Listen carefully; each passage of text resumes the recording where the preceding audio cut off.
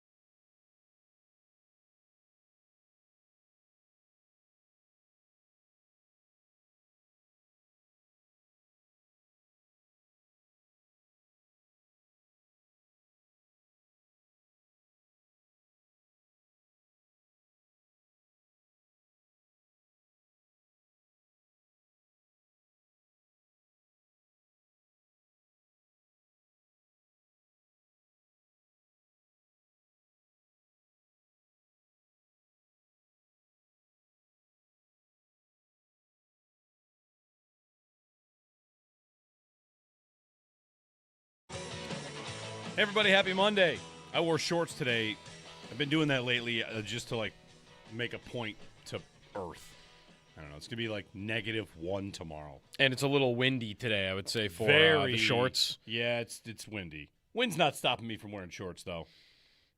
Wind has never stopped me from wearing shorts. No? That's mean, probably not right. It's, if it's really windy, there would probably come a point where, if you had woke up this morning and it was the wind that we had last night and overnight, yeah, which was 30 miles per hour with 50 mile per hour gusts, then would you have still worn shorts? I think so. You still would have? I think so. What if it was 70 mile per hour winds with 90 mile per hour gusts? Now we're getting into I'm protecting my skin from abrasions. There you go. Right. Yeah, like debris and sticks things like that. that are flying around that might hit your legs. Yeah. And, all right, it's a fair point. It's going to be very cold tomorrow, by the way. A 60-degree drop from today to tomorrow. A real feel 60-degree drop because today the high is 64. That's great. And then tomorrow the real feel gets all the way down to -6. -6. That's incredible. Yeah. Well, that's incredible. It is what it is, We're almost through. Yesterday was beautiful. Great day to be outside if you were able to get outside and all that. But, going to be cold again. So anyway, we'll talk to Paul today. We'll talk to Sal today. The Bills made a couple of moves over the weekend, or at least one. Geno Stone, they had him safety to go with C.J. Gardner-Johnson, who we did talk about a little bit. And the Sabres played the Leafs, and they won. And there are some fancy stat sites that put the Sabres now at 100% to make the playoffs. Mm-hmm. So they clinched? No. They've not clinched. No. Generally is what 100 means. That's right. If they were to lose, so in that maybe that site's opinion, lose out. They lose out. They don't make it. Right? You don't make it with. What are their odds? If they lose out? If they lose out, there's no way 88 points. That's what they're at right now. Right. They're not making it at 88 points. So 0. That's what I'm saying. So they can't be 100. Can I say 100 if they're still the? I'm not over here thinking they're going to lose out. I was going to say, and I guess that site would tell you that there's a 0% chance they would lose out. It's impossible. Probably. They're going to get some loser points along the way, and no, they're going to make it. They're going to make it. 100% is probably rounding up. 99.9 to make the playoffs. I mean, they have a 9-point lead over Columbus right now. And that is with every team, 7 teams below you. So you need 8 teams to be better than you the rest of the way, and many of them by 8 points, 9 points. You need Boston to be better by 8, Detroit to be better by 8, Columbus to be better by 9. It's not gonna happen. Yeah, they're gonna make it. And it's not even gonna come close to happening. Right? Like, it is much more likely that right now they win the division than they even are threatening for a wild card spot. Yeah, for sure. And they're 8 points from a wild card spot. And right the drought is ending. It's not over yet, right? You're saying 100%. That doesn't mean the drought is over. I always wondered that. Like, right. how do we work? Is it the first day? Does all of that's happening now count as the drought? I think it does. It's between playoff games. Everything between playoff games, I think, is fair game. So Like McDermott's first year. All right, this is beautiful. It's a perfect Monday conversation. Does the Andy Dalton to Tyler Boyd play happen during the drought? See, that's a good question because the Bills are done playing when the Dalton. No, yeah, I think that counts. Yeah, that's in the drought because they have not yet clinched. Yes, it's between playoff games. All right. Yes. I guess if the drought is between playoff games, that's right. But if I were gonna go back and look up who was the Bills' leading passer during the playoff drought, I would count Tyrod's season 2017. Even though that season they make the playoffs, right? I would count his stats from that year. Well, if you're doing, that's how I would do it. If you're doing between playoff games, yes. But when I think of the drought, I'm put a Twitter poll. It's years without the playoffs. That's what I think. Which means that right now would not be the drought. It's not a drought year. This is a playoff year. Ooh, see, I like that too, though. That's right. This is not a drought year. We did not anticipate this morning. No, this is a playoff year. Put it in the group chat, folks. Put it in your group chats. What's the right way to do this? Is everything that's happening right now considered a part of the drought? Or something close to that? I feel like it can't be. It's very different. They're going to make it. They're going to make it. They might win their Knowing they're going to make it is also a different feel. And it'd be tough to say a division-winning season, if they win the division, is part of the drought. But I get it. Between games, yes, if you're doing that. Yeah, right. Yeah. Right. It is everything between the playoff games is what that's my starting point. All right, fair. But you're right, I don't want to call this a drought season because that would be ridiculous. Yeah. They're going to the playoffs. We know they're going to the playoffs. They're going. That's very different than the 2017 Bills, right? Like, we did not know they were going. We did not think they were going even when they were done playing the season for 20 minutes. We did not think they were going to the playoffs. True. This is a month to go. Like, we're on cruise control. We know it. Yeah, okay. We're kind of – this is maybe you're not there yet with Arsenal. This is like me last year with Liverpool where it's 2 months to go in the season and they're up by 12 points. And I'm like, all right, I know they're going to win. I am not this is there fun. With Arsenal. We can discuss that mentality later this morning if you want. But that's this right now. It's just a party. It's a month-long party to celebrate the end of it and figure out where they're going to end up seated. So, which division is right now, I think, the likeliest? I think so. Is them winning the division? These stat sites, I don't really see where their most likely spot is. I would wonder if their most likely seed to land in is the number 1 spot in the Atlantic. Well, I keep looking at the regulation win differential, and they're up by 3 there, and Tampa has 2 in hand. Yep. Tampa has lost, is it 7 of 8? 7 of 8. 7 of 8. So Tampa's got to find their form again. And, I mean, Montreal's still in the mix, too. So 7 of 9. 7 of 9, okay. Yeah. So, all right, win the division if you want. They could. They have a 4-point lead and the tiebreaker right now is how you would look at it. So that's kind of like having a 5-point lead. We were going to talk to Paul right now because he's going out to Vegas. The team's now going out for Sabres After Dark. Vegas tomorrow, stops in San Jose and Anaheim and L.A., right? Those are the 4 stops. Seattle comes here later this month. But Paul's flight got canceled, so we got to move him. He was going to be on at 6, and we were going to have him enter the 6 o'clock club. And I was debating whether or not we should bring him on anyway just to get to the biggest issue that I think currently faces the Sabres, which is what to do with Schenn and Stanley. It has been, since the deadline, it has been an adventure with what happened to this Sabres defense and their third pair.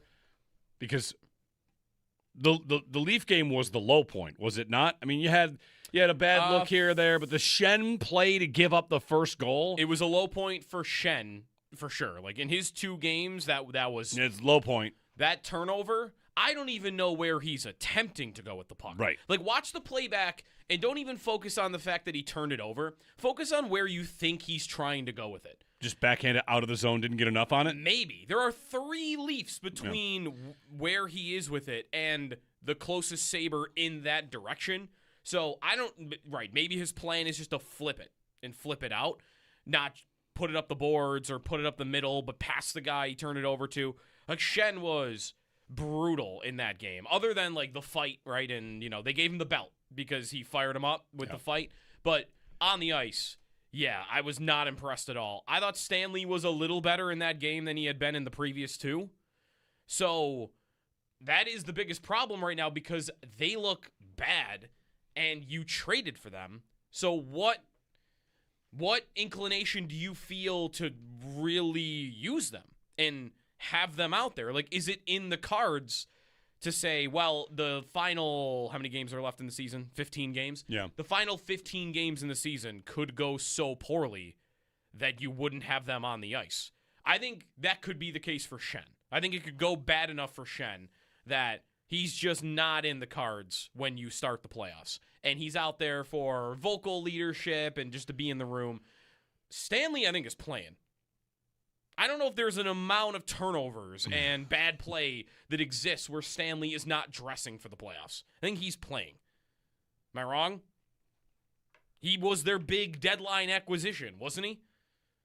No pun intended. I mean, Sam Carrick is right now looking like the big deadline acquisition. Well, no doubt.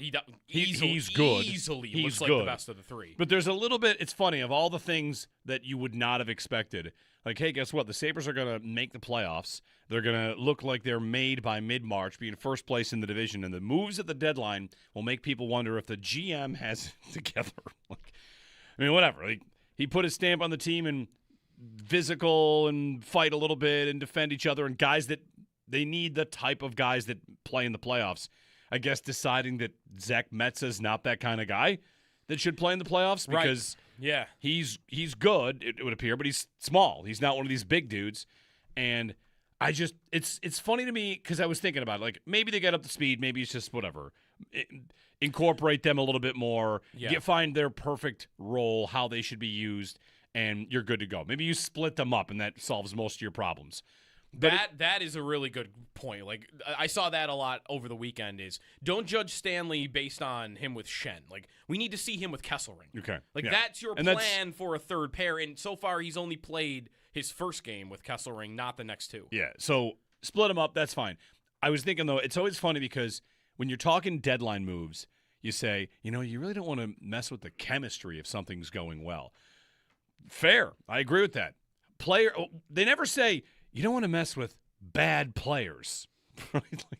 Right. What if you put somebody in that is just a complete liability back there? So it was that was a low point when Schenn had that turnover against the Leafs and whatever. They saw their way through it.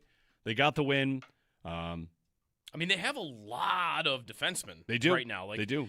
Timmins came back. Timmins is back and going to be skating this week, Lindy said. So, like, I don't know where he's at. He broke his leg. So, even with him being available, is he giving you what you were hoping at the beginning of the year? Is he capable of that?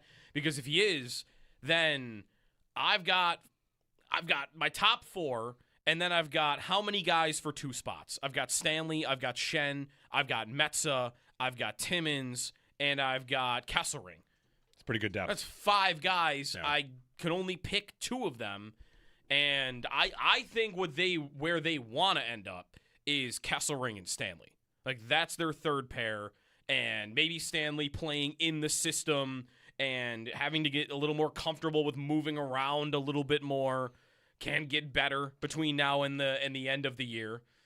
He doesn't move very fast. I was going to say, every time someone says he's just getting up to speed, I think, I don't know if much more speed is going to be the thing that comes. It's a slow build. Yeah. It takes him a while. Once he gets going, it's Keon Coleman in the gauntlet drill. Once he gets going, right. then the miles per hour is better. Aren't you supposed to make me feel better right now? He's what's the big plane? The big plane that flew over the stadium last year. The KC-135 maybe, or the C5 Galaxy. Right, that's Logan. I mean, you couldn't land that guy in an aircraft carrier. No, right? that's right. That's right. He's too big. So I'm open to that looking better. I'm not really open to Schenn looking a lot better. No. Like, he's just been that bad all year in a Winnipeg. Like, I don't think he's here for that anyway. I think he's here for vocal leadership and experience. And I think if he's playing for you in the playoffs, it's because you've had a lot of injuries, and I think he's below at the moment Timmins and Metsä and Stanley and Kesselring. I think he's got to be the low man on that totem pole. Sabres shootout win. It's only their 4th game to have gone to a shootout this year, and they are 4-0. They won all 4. Tuck has 2 game winners. Jack Quinn is now top 5 all-time in shootout percentage. I saw that. Everything's going right. They've won 9 of 10, the Sabres have. Yep. Like, it's not a 10-game win streak. It's a 9 of 10 game win streak. And now out west for, some tougher games. So Tampa also goes out west, by the way. If you're tracking them, both teams are going out west. So Sabres after dark, Lightning at the same time. The Lightning, I think caliber of opponent is probably the Lightning get a little better run here. They in favor of Tampa. They get the Kraken, the Canucks, and the Flames on this trip. Right, with the Oilers and in Wild between. as well.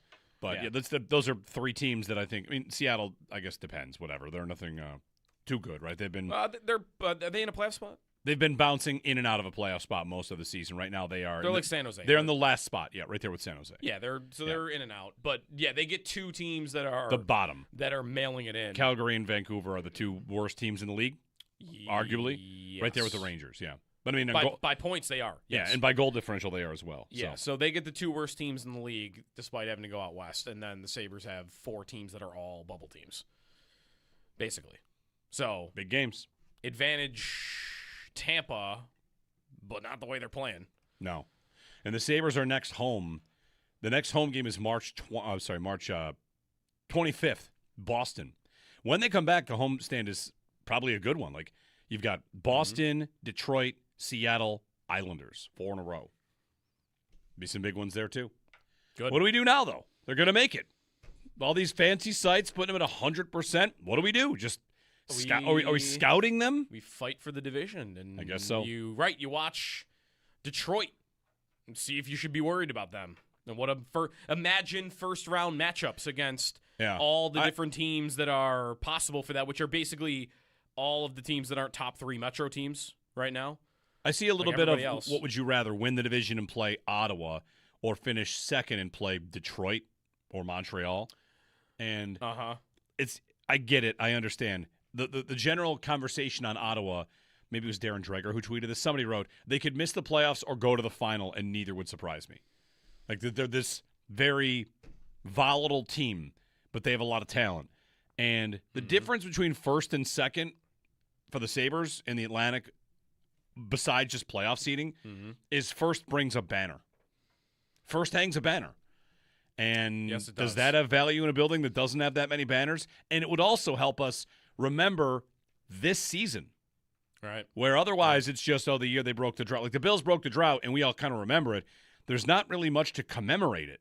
Right. If you win the division, you get to put up whatever, 506 was that, right? There's no banner for no banner, 506. nothing.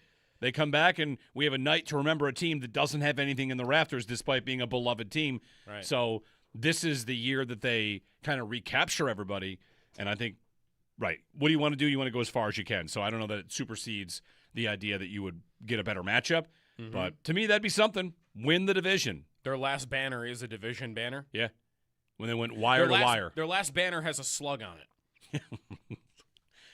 That's how long until we get a non-slug banner added? We do need a non-slug banner. I think, Operation non-slug banner. Yeah. There you go. Can it be like how the Lakers did it with Kobe? Like it's kind of like 2-for-1 banner, 24-8. We could have half red and black, half blue and gold. That's They won't do that. whatever they clinch. It'll be blue and gold. Whatever they clinch it in. Okay. It won't be red and black. It won't be red and black. I agree with that. There's no way it'll be red and black. The banner would be cool.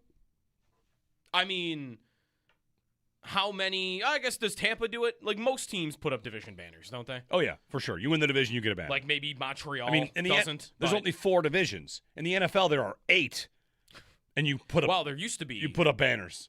There used to be 8, weren't there? No, there were 6. There were 6. There were Now 6 in there's the only NHL? 4. Yeah. Well, also, I mean, not only was the last banner a slug banner, it was the Northeast Division. Right. Right. They have not won this division. They have not made the playoffs in this division. So there's no Atlantic up there, right? There's Adams Division. Yep. There's Northeast Division. There's no Atlantic. Yeah, I think what we do now is you measure the other teams around you, and you figure out what you might want, and you try to win the division. I do think you could debate, like, okay, what's better, avoiding Ottawa or winning the division? Like, I would just say it's not. I do respect Ottawa as a threat. Just give me the division. Same. Like, it's not that big a difference that I would want to forego that accomplishment. Like, I'm not telling you that I think Detroit wouldn't be an easier opponent, but give me the banner, give me the season, give me the memory of it, give me the title, give me Lindy certainly winning the Jack Adams if they win the division. I think like that would help for that. I just think you win the division and you figure out who comes in after that, and you root for on the out-of-town scoreboard for who you might want. And I would agree. Like Dreger said, they could go to the finals. I don't know if they can get 4 rounds out of Ullmark like that, but they are one of the best teams analytically in hockey all season long. Like they outplay their opponents all the time. They won 7-4 last night. Yeah, they're 3 points out. They have to jump Columbus and then one other team. So I don't know what their playoff odds are right now, but it's not going to be super easy for them, I don't think. 803-0550 is our number. March Madness about to begin as well. The tournament starts. That's why the Sabres are out west. Yeah. Get away from the building because the building's going to be hosting South Florida, Louisville, North Dakota State, Michigan State, the winner of UMBC and Howard, Michigan, St. Louis, and Georgia. Mm-hmm. You know, St. Louis has made the tournament a bunch of times when I saw the logo and I knew that's St. Louis. The Billikens, right? Aren't they the St. Louis? The Billikens? Yeah, the St. Louis Billikens. Or Yeah. who's the Billikens? I'm positive it's the Billikens. Yeah, it's the Billikens. Because the mascot is the logo, and the mascot is a Billiken. Or the Billiken, or whatever that whole thing is. What is a Billiken? What is a Billiken? There's a story about this. We do this every year. What is a Billiken? A mythical good luck figure invented in 1908 by a Missouri art teacher. The god of good things as they ought to be. They're the Billikens. They just made up a creature, and that's the school's mascot, a Billiken. They definitely put 2 Bison teams on purpose in Buffalo, right? Howard and North Dakota State, the Bison. Like, aren't there only 2 in the country, and they both happen to be playing here? When Colorado's not available? Oh, I guess the Buffaloes? They're the Buffaloes, yeah. But, 2 Bison teams both playing in Buffalo. You tell me that was a coincidence? Yeah. Did you see? Maybe it was. Mike Rodak had this quote. He's covers Alabama sports, and the Nate Oates quote about where everyone's going to be sent and all that. Mm-hmm. He said, if you've ever lived in Buffalo in March, you don't want to get sent to Buffalo in March. Which, the funny thing about that is everyone has to pretend to be mad about that. Well, everybody, it's harder to be mad about it when we're about to get -2 wind chill tomorrow. That's what I'm saying. Last week, I could be mad. Today, it's going to go to 60, and we can try and pretend that Nate Oates said something bad. Have you seen the forecast Thursday through Sunday? All right, so what you're allowed to do then is you're allowed to be mad for the rest of today, and then the moment that the weather hits like 30 degrees, you're no longer allowed to be mad. Sure, the 10-day forecast, it's high 64 today and doesn't get above 48 for 10 days. It's March. Yeah. Don't pretend to be mad at Nate Oates. He lived here. He was saying no one wants to be in. That's true. It's the worst month. Cold and rainy, the wind. Anyway. So the tournament gets started at KeyBank Center. That'll be exciting. He clearly wasn't here for the Mario Williams March, though. That's I'll true. say that. 80 degrees plus. So the tournament's getting started. That's exciting. $1 billion lost in productivity, according to all those studies and all that. Mm-hmm. And hopefully, if you're going to the games, enjoy. It was a long time ago since Syracuse was here multiple times as the 1 seed. Oh, what seed were they? They were the 1. No, I know, but this tournament, Oh, what definitely. seed they get? They haven't made the tournament in 3 years. No? No, I was thinking about Shame. this. You know how people have, as the Sabres have come back to life, rediscovered the entire NHL exists because they kind of died with the Sabres? That is me with Syracuse basketball. I used to pay incredible attention to college basketball. Now it's like, who? What? Mm-hmm. My team's not in the league anymore. Sorry, we might hire this South Florida coach. He's on the short list. The USF coach? Yeah. Go to a USF game this week, right? I mean, good. 803-0550, 1-888-550-2550 to join us. Jeremy and Joe. We'll get to Paul at 7 o'clock, get his thoughts on the win over Toronto and the swing out west. Plenty coming up here. Another opportunity for another replay discussion today. Always, always. And I could spend 10 minutes talking about Cam Young's tee shot on 18 also. Oh, my God. Holy cow. Oh, Holy cow. He wins the players. Good for him. Cool swing, cool player. Jeremy and Joe, join us at any point if you want here on WGR.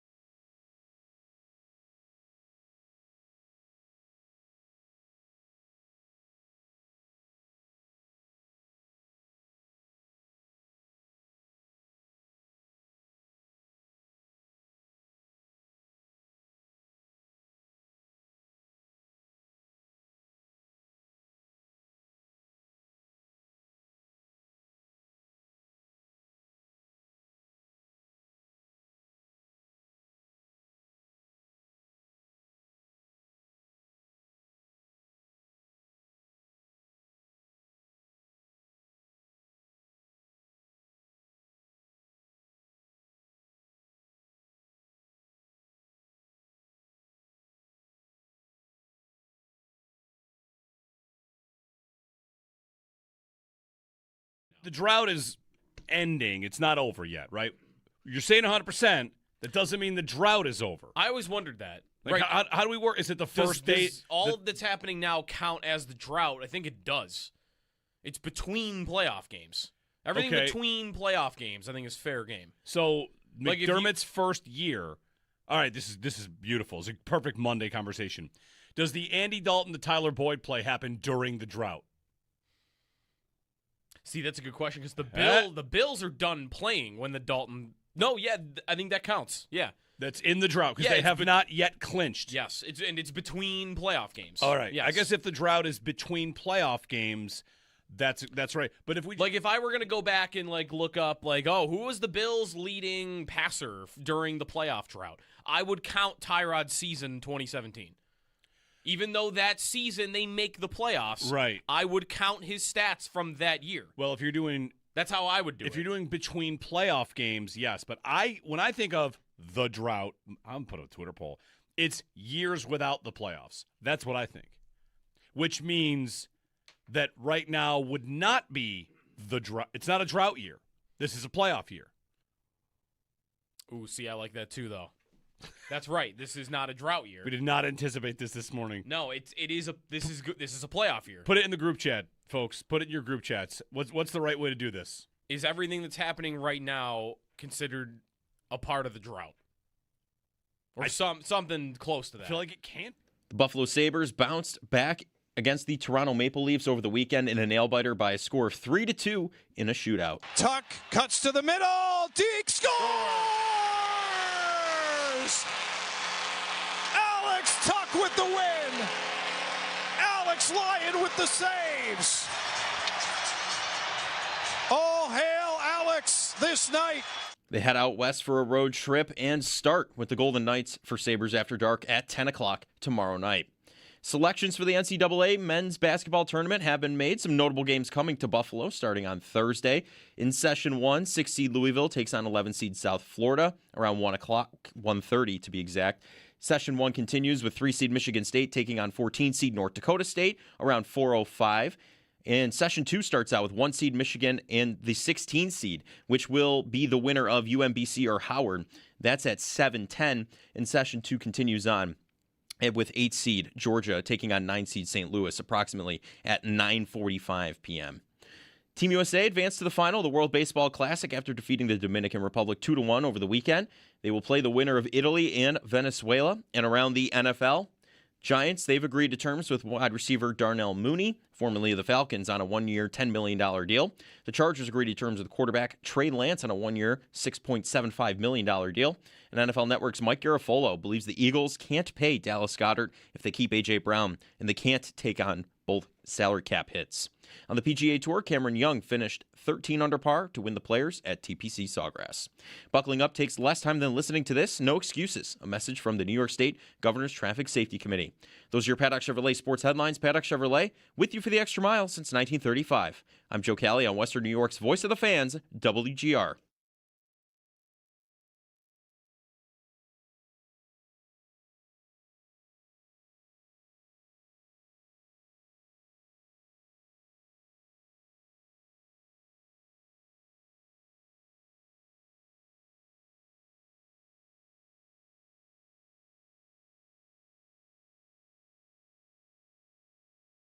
The one on 18, I mean, my thought process over that ball is, one, making sure that I'm committed to my line. And two is the overarching thought is, I'm going to hit the best shot of my life right here. I don't know if I can think of one that's better. So to do it, like you said, especially given what happened yesterday, I didn't make a bad swing yesterday, just there's a lot of wind and, I missed by a yard. Yeah, it's a scary tee shot. And to have hit that one in that moment, that's pretty good. Cam Young wins the Players' Championship for you golfers out there. That 18th, it bends right to left with water the entire way up the left side, and Cam Young hit an absolute nuclear missile, 350 that rolled out and curled perfectly. Yep. The guts to take that shot after just tying, too. And he ended up parring the hole in par one, because Matthew Fitzpatrick hit it into the pine straw, into the woods, yeah. and then kind of missed a short-ish kind of putt. But, man, he hit that ball in that line, and I thought, it's not often that the shot of a lifetime is a drive. Mm-hmm. Again, he's still parred. If he hits it to 2 feet, it's a shot of a lifetime with an iron. An approach can be viewed like that. A putt can be viewed like that. It's just rare for a drive to be talked about in such a way, but holy cow. I mean, his shots on 17, his tee shots on 17 and 18, right? Because he went at it on 17. Yeah. He was down, though, on 17, so He he kind birdied. of needed to. But 378 is where that drive ended up, which they said was the furthest drive on that hole since they've been tracking it since 2003. Jeez. Impressive. Pretty good.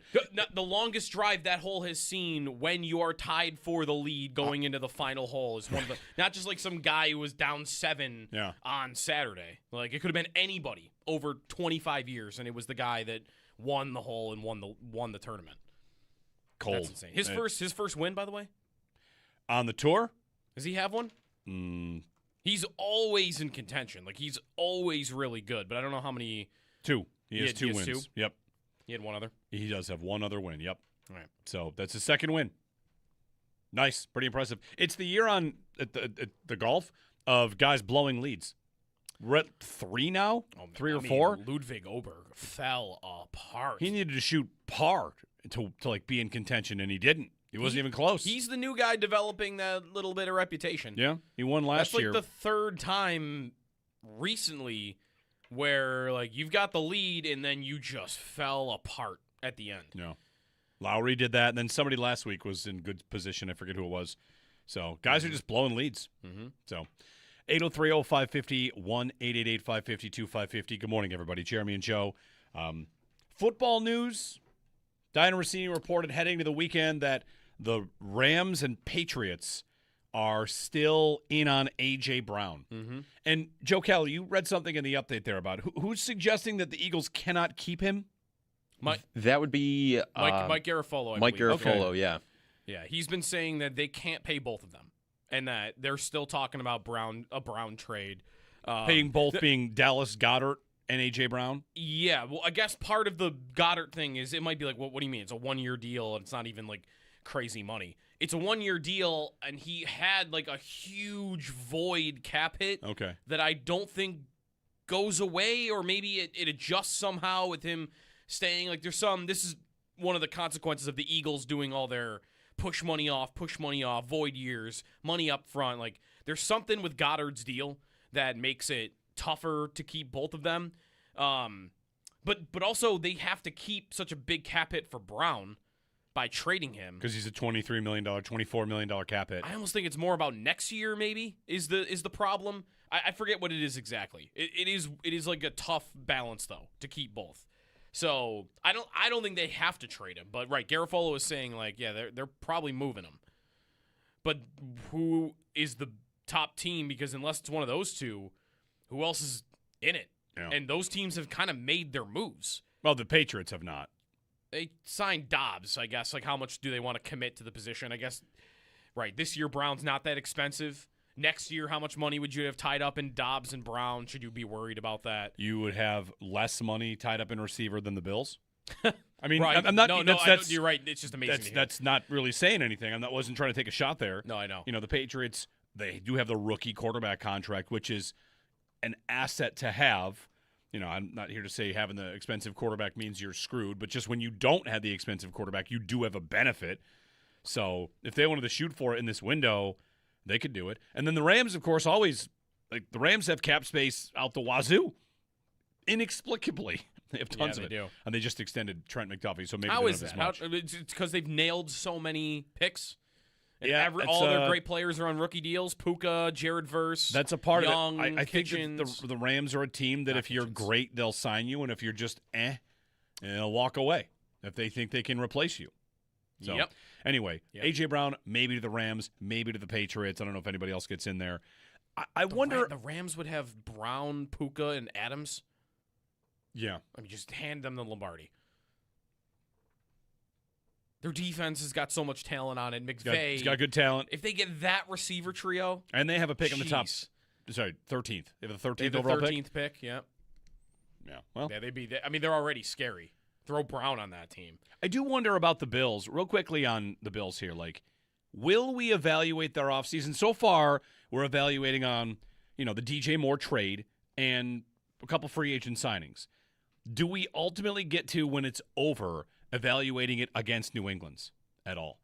Because for the first time in a long time, whether or not you think New England was a fluke or whatever, they are chasing a team in the division. It's not chasing Kansas City. You're chasing a team in the division to get back on top. And you finished behind them last year, and you split your games. And if you want to say it was about New England's record, that's fine. I would agree with you. When New England went farther than they should have in the postseason, wouldn't dispute that. New England will probably be better this coming year than they were last year. They're going to add a bunch of pieces and maybe fix their offensive line. They did that with Elijah Vera Tucker, if he can stay healthy. So I wonder how much we will evaluate how well the Bills did on how well the Patriots do. And if A.J. Brown, if they do get A.J. Brown, that's a pretty big score for them. He can still play. He's still good. There's every reason to believe he's still good, and better than DJ Moore. Not that has to matter, right? Yeah, because really, if I were New England, just comparing the two, I'm kind of happy with how that's played out. I'm not impressed with the Bills offseason. If you're New England? Well, if I'm just a Bills fan. The goal for the second offseason in a row, I think, was to get the big fish, and for the second offseason in a row, you got a bunch of little fishes. Or at least medium fishes, sure. But that was my standpoint on what the goal should have been. They didn't accomplish that. But if you compare them to New England had more resources. They had more cap space specifically, and they didn't do that. Not yet. To me, who's the best player they've added? Is it Vera Tucker? It's Dobbs, I guess. And Dobbs, I'm not thrilled with what the Bills paid to get DJ Moore, but I do not think Romeo Dobbs is a better football player straight up than DJ. They're probably actually pretty comparable. I might prefer Moore by a little bit, just straight up without the prices and everything. So they didn't add some star despite all their cap space and their young quarterback and Vrabel. If they add Brown, that will change. That will be the best player that either of the two teams had acquired. But for all their cap space that they had and the Bills didn't, they didn't pull away. And that's to me a win just based on the division. It very easily could have been New England landed a star pass rusher and a star receiver. They had the money to do that. And they didn't do really either this offseason. I'd be a little disappointed if I were New England this offseason. They'd be waiting for this. I've seen Ben Volen's one who wrote about this, that the New England Patriots shouldn't get desperate and go get A.J. Brown, which I just, if I were a Patriots fan, I would be wanting to say, sure, we didn't maybe have a good enough team to win the Super Bowl, and that was exposed, but why wouldn't I just jump on this window now? Right. The Bills are going through transition. If I'm New England, don't I want to try to really push in to make sure I stay ahead of them? Yeah, no, before right, exactly. before they settle themselves, if in fact they do. Why can't I just beat them again and finish first in the division again? So we'll see. But if they land A.J. Brown, I feel like it'd be a nice move for them. It would be a very that's very a good. That's a good poll. Do you because you might think it's not the right move. You might think New England should slow play it and just draft a receiver in the first round. If they traded, what's the reported price for Brown? A first and a third? Yeah. The Patriots trade a first and a third for A.J. Brown. Good or uh-oh? I'm not treating it as good. You might have some Bills fans that think that's good. I wouldn't. I think it's, you make a case easy.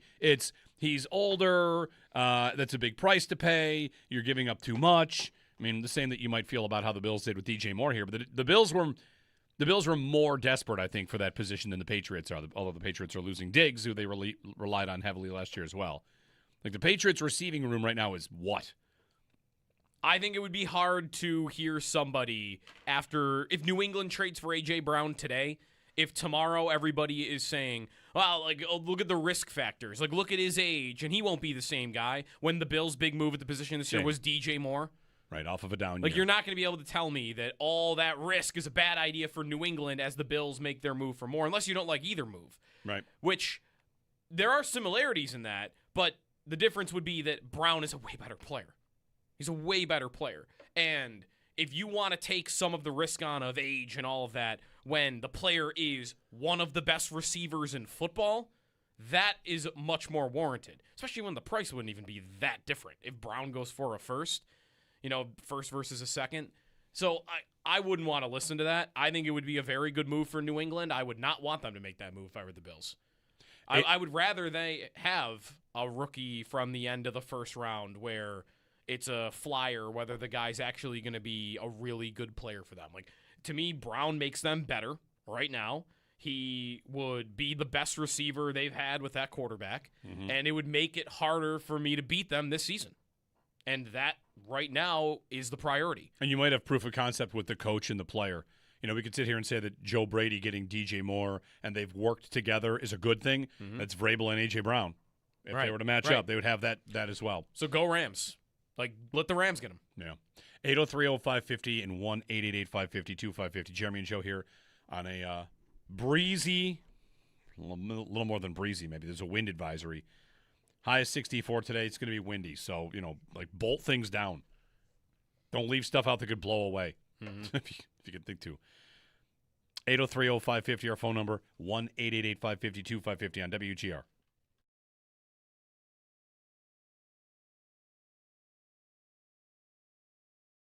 The Sabres played the Leafs, and they won, and there are some fancy stat sites that put the Sabres now at 100% to make the playoffs. So they clinched? No. They've not clinched. Hey, it's Sneaky Joe No. generally is what 100 means. That's right. If they were to lose, so in that maybe in that site's opinion, lose out. They lose out. They don't make it. Right? You don't make it with. What are their odds? If they lose out, there's no way 88 points. That's what they're at right now. Right. They're not making it at 88 points. So zero. That's what I'm saying. So they can't be 100. Can I say 100 if they're still the? I'm not over here thinking they're going to lose out. I was going to say it. I guess that site would tell you that there's a 0% chance they would lose out. It's impossible. Probably. They're going to get some loser points along the way, and no, they're going to make it. They're going to make it. 100% is probably rounding up. 99.9 to make the playoffs. I mean, they have a 9-point lead over Columbus right now. And that is with every team, 7 teams below you. So you need 8 teams to be better than you the rest of the way, and many of them by 8 points, 9 points. You need Boston to be better by 8, Detroit to be better by 8, Columbus to be better by 9. It's not gonna happen. Yeah, they're gonna make it. And it's not even gonna come close to happening. Right? Like, it is much more likely that right now they win the division than they even are threatening for a wild card spot. Yeah, for sure. The biggest issue that I think currently faces the Sabres, which is what to do with Shen and Stanley. It has been, since the deadline, it has been an adventure with what happened to the Sabres defense and their third pair. Because the Leaf game was the low point, was it not? I mean, you had a bad look here or there, but the Shen play to give up the first goal. It was a low point for Shen, for sure. Like, in his 2 games, that was... It's low point. That turnover, I don't even know where he's attempting to go with the puck. Right. Like, watch the playback and don't even focus on the fact that he turned it over. Focus on where you think he's trying to go with it. Just backhanded out of the zone, didn't get enough on it? Maybe. There are 3 Leafs between where he is with it and the closest Sabre in that direction. So, maybe his plan is just to flip it out, not put it up the boards or put it up the middle, but pass the guy he turned it over to. Like, Shen was brutal in that game, other than, like, the fight, right? And, they gave him the belt because he fired him up with the fight. But on the ice... yeah, I was not impressed at all. I thought Stanley was a little better in that game than he had been in the previous 2. So that is the biggest problem right now because they look bad and you traded for them. So what inclination do you feel to really use them and have them out there? Like, is it in the cards to say, well, the final, how many games are left in the season? 15 games? Yeah. The final 15 games in the season could go so poorly that you wouldn't have them on the ice. I think that could be the case for Shen. I think it could go bad enough for Shen that he's just not in the cards when you start the playoffs. And he's out there for vocal leadership and just to be in the room. Stanley, I think, is playing. I don't know if there's an amount of turnovers and bad play that exists where Stanley is not dressing for the playoffs. I think he's playing. Am I wrong? He was their big deadline acquisition, wasn't he? No pun intended. I mean, Sam Carrick is right now looking like the big deadline acquisition. Well, no doubt. He's good. Easily He's looks like good. the best of the three.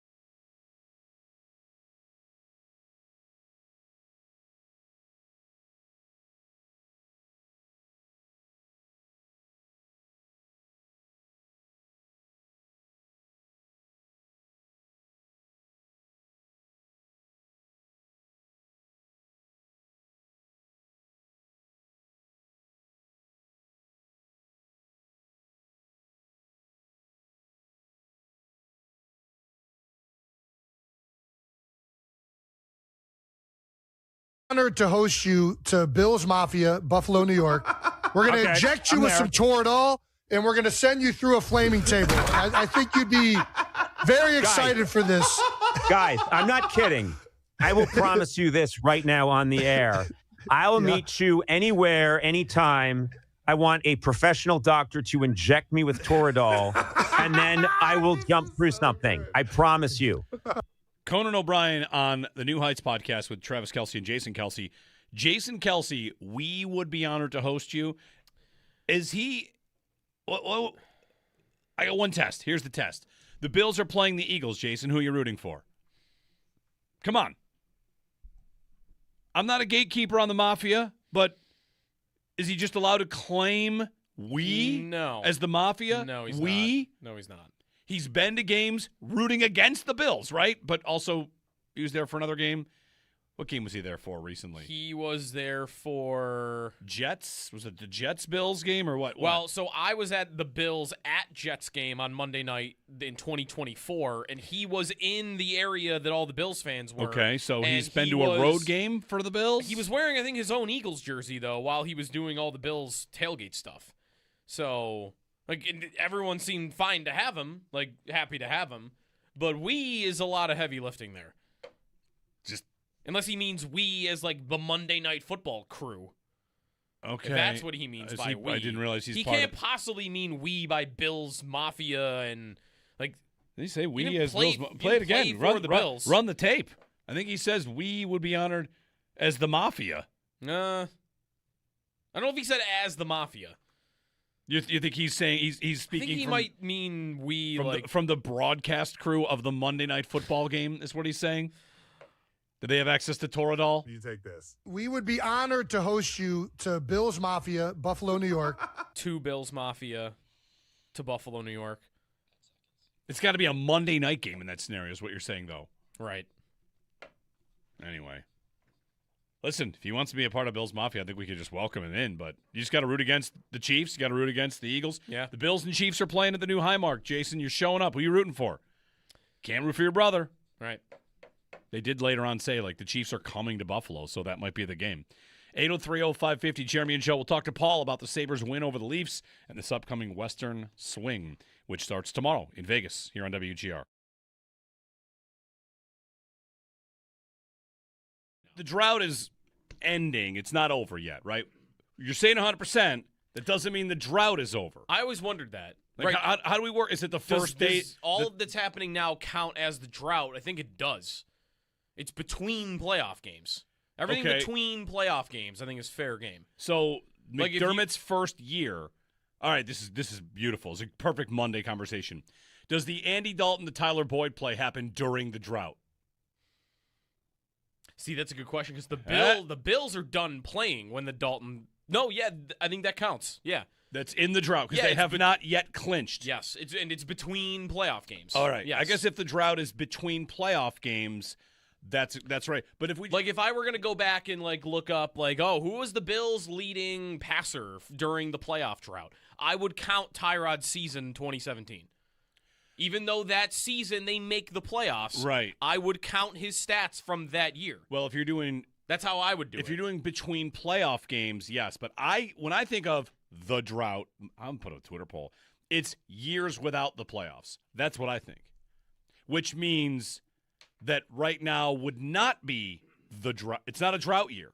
This is a playoff year. Ooh, see, I like that too, though.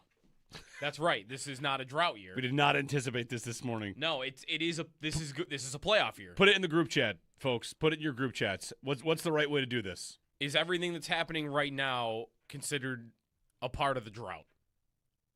Or something close to that? I feel like it can't be. It's very different.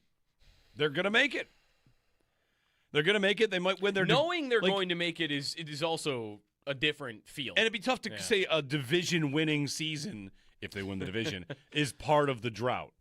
But I get it. Between games, yes, if you're doing that. Yeah, right. Yeah. Right. It is everything between the playoff games is what that's my starting point. All right, fair.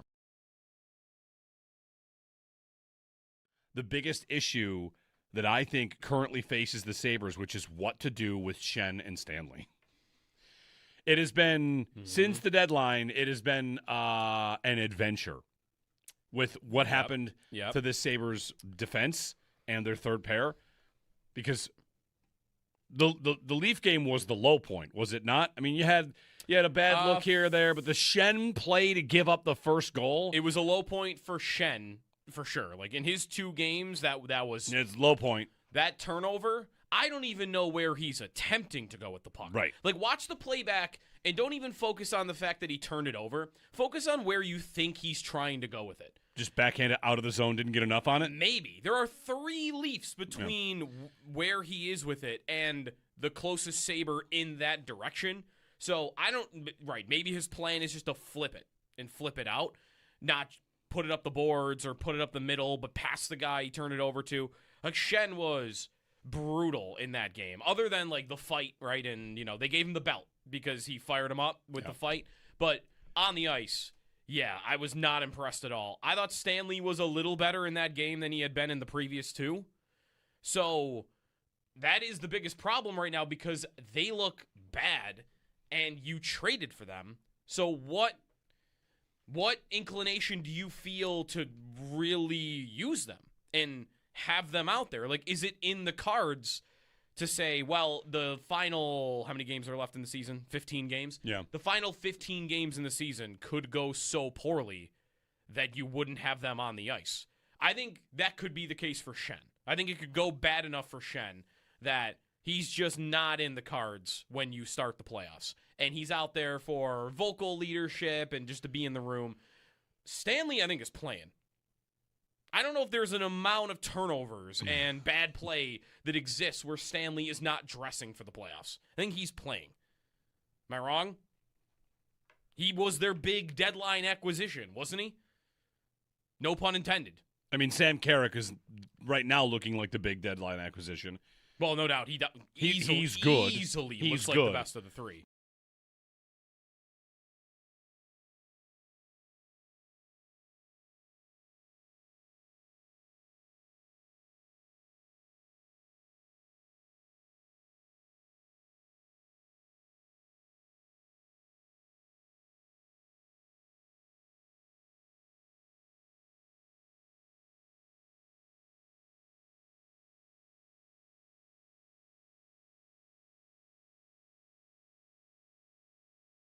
The Buffalo Sabres bounce back against the Toronto Maple Leafs over the weekend in a nail-biter by a score 3-2 in a shootout. Tuck cuts to the middle. Deke scores!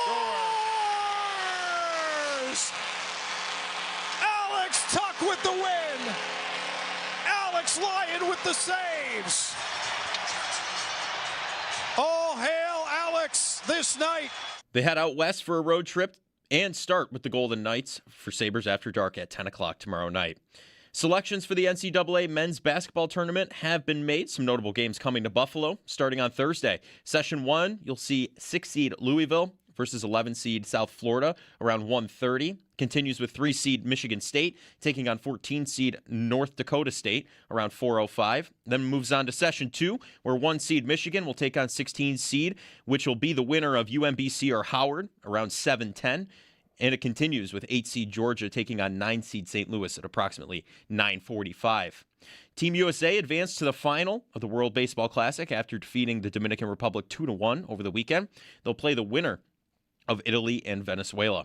Around the NFL, the Giants, they agree to terms with wide receiver Darnell Mooney, formerly of the Falcons, to a 1-year, $10 million deal.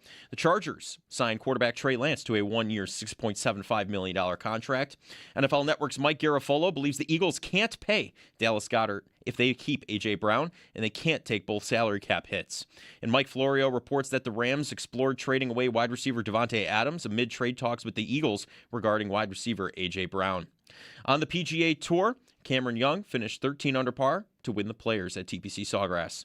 Catch Sal Capaccio broadcasting the Northtown Automotive Extra Point Show live from Hartman's Distilling Company on Chicago Street Thursday, March 19th. Doors open at 10 a.m. Heading to the arena for college basketball tournament action, make Hartman's the pregame and postgame spot with drink specials, a grab-and-go menu, free parking, and it's just 5 minutes away from the arena. Don't miss the madness at Hartman's. That's your Paddock Chevrolet Sports Update. Paddock Chevrolet with you for the extra mile since 1935. I'm Joe Cali on Western New York's Voice of the Fans, WGR.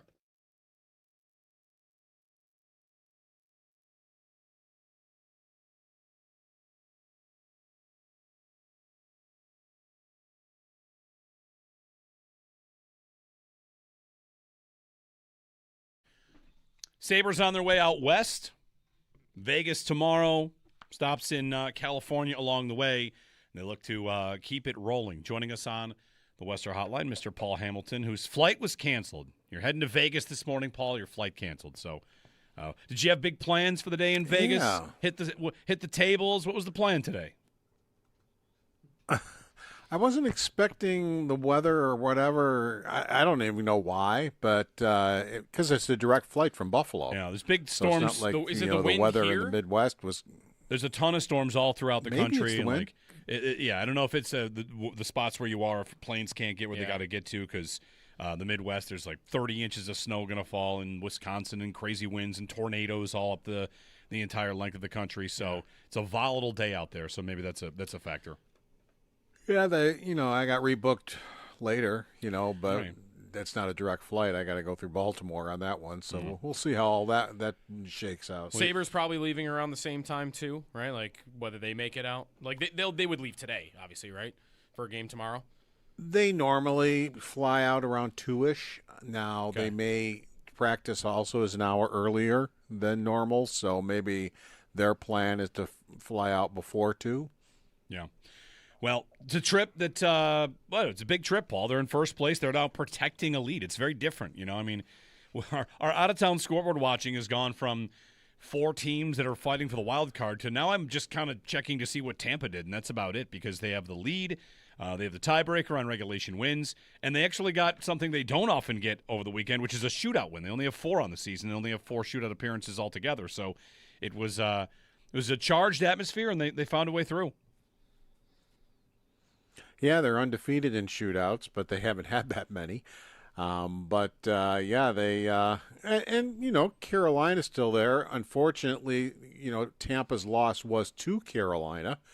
The trying to maybe get the top spot in the East still there for them to try to do. So, unfortunately for them, they do not play the Hurricanes again head to head where they could gain ground that way. But and they still have, as you know, one more game with Tampa Bay, which is on Dingus Day. So they still have another game against them, but they do not play Carolina again. Do you look at the winning the division similar to what I do, Paul? Because I don't really see a huge difference between like round one, like who you would play in round one. It's, well, you win the division, you get a banner, you win the conference, it's about home ice through the playoffs. The difference between Boston, Detroit, Columbus, like for me, like whoever you play in round one, I don't really feel like it's a drastic enough difference to feel like that's a super critical part of this. Teams that have won the cup, they kind of figure out that it doesn't really matter where you just get in. Like the Tampa Bay Lightning when they were winning 2 cups, they didn't sit there and break their necks to be the number 1 team in the conference or anything else because they realize that it's about 50-50 as far as home and away in the playoffs, who wins. Florida last year, right? Home ice advantage. Sorry, Paul, go ahead. Yeah. Florida same way. Yeah, Florida the same way. They didn't break their necks either to get into first place or anything like that because in the playoffs, even in a game 7, it helps your owner, to get an extra revenue. But, it's basically 50-50 whether you're the home team or the road team. So, trying to go all out to get home ice advantage throughout really doesn't pay for you. Yeah, Paul, to that point, like I'm thinking of the last month of the season here, like how do they find the best versions of what they are? And that could be, line combinations, that could be tweaking the power play, that could be the third pair. Who's your best idea at the third pair? Because, they probably will not have to claw and scratch their way into the playoffs. There are many models that say they're pretty much in already, and they'll have to finish the job. But do you feel like Lindy has a different job for the next month or so versus the last month or so to get where they are?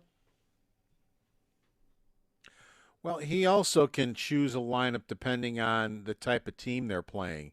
If they're playing Tampa, they're going to want to be heavy, and if they're playing another team that isn't going to come in and try to blow them out of the back of the arena and put them through the wall, then, maybe other guys are going to dress. And that might be a Metsa game instead of a Shen game or something like that. So,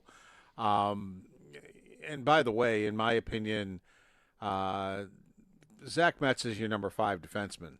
I'm not sure he has earned that. I mean, Joe, you put out there he hasn't been scored against since October. He just, I know he's not going to get in fights and that type of thing, but he is just solid.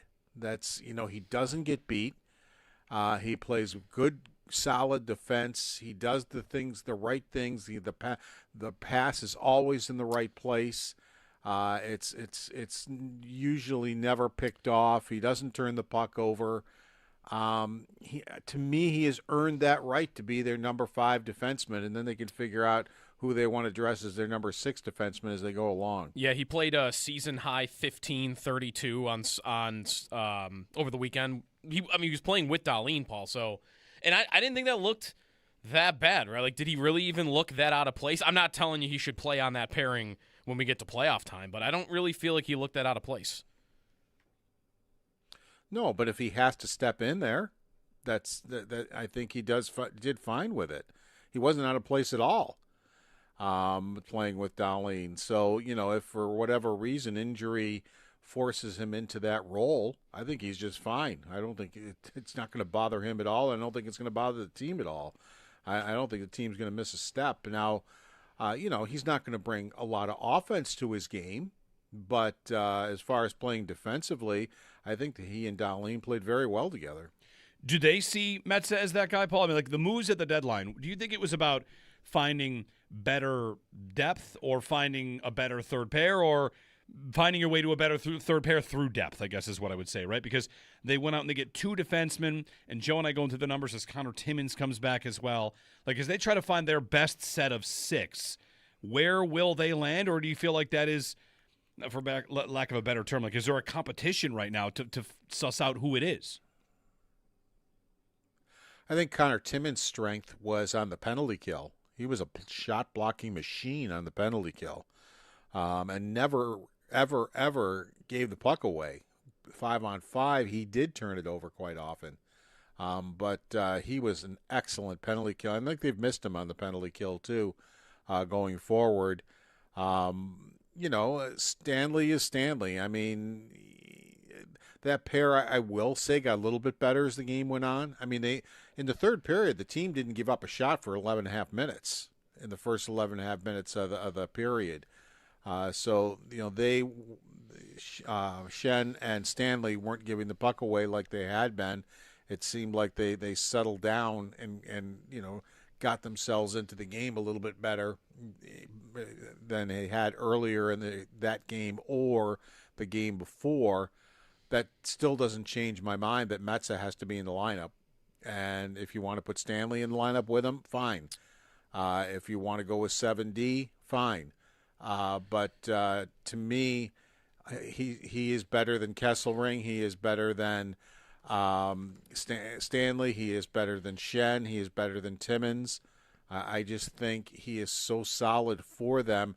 I think they lose too much defensively when he's not up in there. Do you feel like then, Paul, the kind of where we might be at right now is, because I'm with you on Metsä, that their top four when healthy, obviously they're all in when healthy, that you've got, 5 defensemen for 2 spots that really any of the 5 could dress or be scratched down the stretch and into the playoffs here? Like any combo in that third pair is on the table? Yeah, and honestly, I don't think Lindy Ruff is where I am right now. I think he thinks a lot of Metsä, and he has said so. And he basically said the other day that, with Samuelsson injured, Metsä deserves to be in the lineup. Because I'm not going to lie, I actually thought once they acquired all these defensemen that Metsä would go back being captain of the Amherst, and if they needed him, they'd bring him back. But Lindy Ruff said he has earned the right to be here. And he said, we will be dressing the lineup that we think gives us the best chance to win the hockey game. And I said, well, does that include Metsä? I said, is he in the conversation of a defenseman who should be dressing because he gives you the best chance to win? And he goes, absolutely, he is part of that. So, but to me, he has to dress every game. I think he has to be one of your 6 every single game. Because I think he's better than any of the other options. Let's get to the injury report brought to you by Hamburg Overhead Doors. Your garage door injured, call the experts at Hamburg Overhead Door to get your door healthy again. What is the story on Samuelsson, Paul? It just seems like they're being cautious like they were with Tuck. It's just, all right, there's a little thing that we want to take care of and not get any worse. That seems like it is, but we're also getting near to the playoffs where what might seem like something is different. So we're not going to be getting a lot of information, I think, on injuries moving forward as we get closer to the playoffs. I've done this dance with Lindy Ruff before in playoff time, and he is not as giving at this time of year as he might be November or October or something like that. So the guys the only guys we would have clarity on right now would be the guys that are still seen to be out long term, which is just Greenway, Kulik, and Danforth right now. Like everybody else is kind of in flux. Yeah, and Ellis and it doesn't seem, as I said, that it's something very serious. All I can tell you with Ellis is he's had back spasms a couple of times this year, and something flared up on him at practice. Whether it's his back spasms, I don't know, but it was enough that he wasn't able to dress as the backup goaltenders during this alternating goaltending, which they've done. He is dressed as the backup every night. Paul Hamilton on the Western Hotline chatting with us. Sabres will play in Vegas tomorrow to start a Western Conference swing before returning home for a 4-game homestand. Speaking of Lindy, Paul, I don't know how much of the Jack Adams stuff you've picked up on the last week or so, but in your mind, like, what should his candidacy be for that award? Like, do you feel like he should be looked at as the favorite right now, given the season they're having? Well, yeah, because he couldn't get his team to listen to him and play the way he wanted them to play. It took a year and a half. It took a full season last year and into December this year before they decided they were going to go out and play the way he wanted them to play. And but he did convince them finally. It was a long road for him to do that. I was saying in November, it's like it's not working. They aren't listening to him. They aren't doing what he wants them to do. And then just like out of the blue, I don't know if they just decided that let's try it his way and see how that goes. And it's gone really well, and they've really enjoyed winning. And they keep doing it. So absolutely he should be in the conversation because, his team basically went from ignoring him to doing exactly what he wanted them to do. And it's worked out very well. Paul Hamilton on the Western Hotline, Sabres and Golden Knights tomorrow. Paul, thank you. And safe travels. Get you there, however you get there, whenever you get there for Vegas. Thanks, guys. Take care. Thanks, Paul. Paul Hamilton. His Sabres After Dark. Sabres After Dark. His appearance brought to you by Relax Honda. Relax, we got this. Sabres After Dark. It's good news, bad news, because now the team is good enough and the games are fun enough and they win so much, you actually will want to stay until 10 o'clock at night. I don't. And it's for tough. us, that's very difficult. That can be difficult. In years past, nobody's going to notice. Who cares? Yeah. They're in 27th place playing a game against the Sharks. Now it's 10 o'clock? Right, go get the division. Yeah, now you're eager. You're waiting. The good people of Vegas and San Jose can't get out of work at like 4 o'clock so that we can have an earlier start time to that? No? Yeah.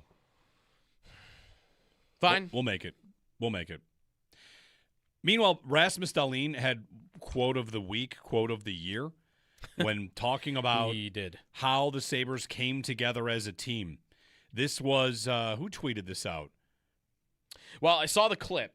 Okay, I've not seen he made the clip in his pregame presser media, whatever, I didn't before see the that. Toronto game. Yeah, Luke Fox, the one who tweeted it out before the Toronto game.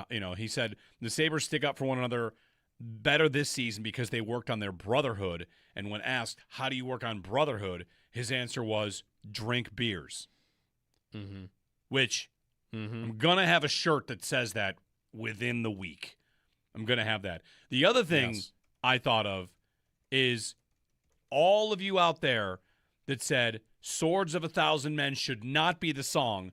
The team has pretty much adopted the entire ethos. The song is about drinking beer and going to battle. And here's Dahlin saying, you know what, we figured it out. We came together. How'd you do that? We drank beer.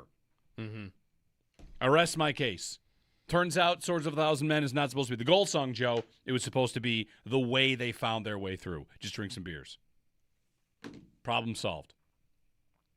I have not even thought about the goal song all year. Same. Which I guess is just an exercise in you only care about the goal song being the goal song you didn't want if they're bad. Yes and no. The reason you haven't thought about it is because it's still not that good. It's fine. If it were really good, I would it would be thinking about thundering through the arena when they scored. Instead, it's just like, all right, it's fine. It's fine. It's just it's like background noise. I like it better. Yeah. I mean, better than the current goal song. I like when they play Rollin' by Limp Bizkit after they score a couple goals because they used to do that back in 05, 06 and all that. Anyway, nostalgia. It is what it is. So whatever. They beat the Leafs. Then there was also the Toronto goaltender. So conflicting reports. Were any of you guys, Owen, were you there on Saturday for the Leafs game? No. I should have asked Paul this. I had a couple friends that were there that thought I had a couple friends there was a good Toronto contingent. And on the broadcast, they said maybe 50-50. But then you get the Leafs goaltender saying it felt like they were not at home. Well, 50-50 is a vast improvement. Like, I was in that arena last year for a Leafs-Sabre game where it was 80-20. All right. So 50-50, I think, is better. It was definitely less hardy of a crowd for the Leafs. Like, it was That's the other thing. Out. The Leaf fans that were there, my buddy told me, like, there are a lot of Leaf fans here. They are not nearly as loud as they normally are. Well, they probably, if they're smart, they should want to lose. Yeah. It's not even about tanking. It's about if they go far enough down, they get to keep their draft pick. How many of the 50% were chanting "Let's go Buffalo"? I saw some guy watch them lose in a shootout and like break his television. I thought, of course, like this is online performative stuff where people want to get a bunch of The idea that you should be mad that you lost a shootout if you're the Leafs in a year where losing enough allows you to keep your first round pick. I think they're probably, if they're mad about anything, they're mad that they got to the shootout. They wanted them to lose in regulation because they both lose and get a point. That might be right. That's as bad as it gets. And that's a tight race right now, like a race. Like, what they need is to get into the bottom 5. Yeah. Yes, because yes. otherwise Boston gets their pick. Do you know where they would pick right now? 7th? 11th. Like the points, they are, I mean, everything's within like 4 points of each other. Like they are, and they won every again. point could really cost They them beat the Wild dearly. last night. Like Stupid. Right. That's horrible. It's just so for them. dumb. Like, That's horrible. Without Matthews the rest of the year also. Right, like, they're 6 points up on the bottom 5. If you lose to the Wild and lose in a regulation to the Sabres, you are 3 points up. Like, we've been through the tanking discussion. Forget that it's even when the Sabres tanked, it was why they should tank for a full 2 seasons. This is a month when you're dead and your captain's out, and the draft pick won't belong to you if you win too many games. Right. This is not hard. No. Lose all of them. They're kind of trying. They're calling up a bunch of Marley guys. They've got Marley scoring goals for them now. Like, that's where they're at. and it's not like I don't think anything's going to change, even if they have some competitive run down the stretch. Right. Like Friedman was talking about over the weekend how like that lack of addressing the Matthews situation with Gudas last week, like there will be roster changes because of that in the summer. Like they're already headed for that. These games mean nothing other than, oh, you're going to give Boston your first-round pick if you don't lose enough games. What it does, you'll give it to them this year instead of next year. What they've got is a handful of guys, though, that know they're playing for their lives, and they're done in the league, or they won't get another shot if they don't do well now. So, like, these AHL guys, like, they're calling up 27-year-old AHL All-Stars. Like, that's where they're at. So these guys know, this is my shot. Yeah. I got to go. And so you're getting that mixed in with, Willie Nylander who's floating around. The obvious question is, like, not every team has to go through and decide we need to be tougher and then go into a 14-year coma like the Sabres did when they tried to get tougher after the Lucic thing. Yeah, they got John Scott right. and Steve They got Ott. tougher to play against, and all of a sudden it got a lot tougher to watch. Will the Leafs suffer a similar fate? I think they're like, almost certainly. Hey, what's the lesson here? Is it that losing a guy like Marner really hurts? Or is it like we have to actually be more punchy? You got to punch people when they hit Austin Matthews. I mean, Matthews is not a great year at all. He's had a terrible year of production. Yeah, he's been terrible. So, whatever. I mean, good luck to the Leafs. I would love for them to go out and get a couple of goons and think that that's their By problem. the way, look at us. It's just like the Bills. The Bills got good and we got real snobby real fast, which I think we should do. Yeah, the Sabres haven't even played a playoff game. No, yet. we're over here like, oh, good luck, Toronto. Yeah. Your future's bleak. Well, listen, your future's bleak. I mean, take it from people that have gone through this and have a lot of experience on what's not a good idea. A team that's not very good getting John Scott and Steve Ott.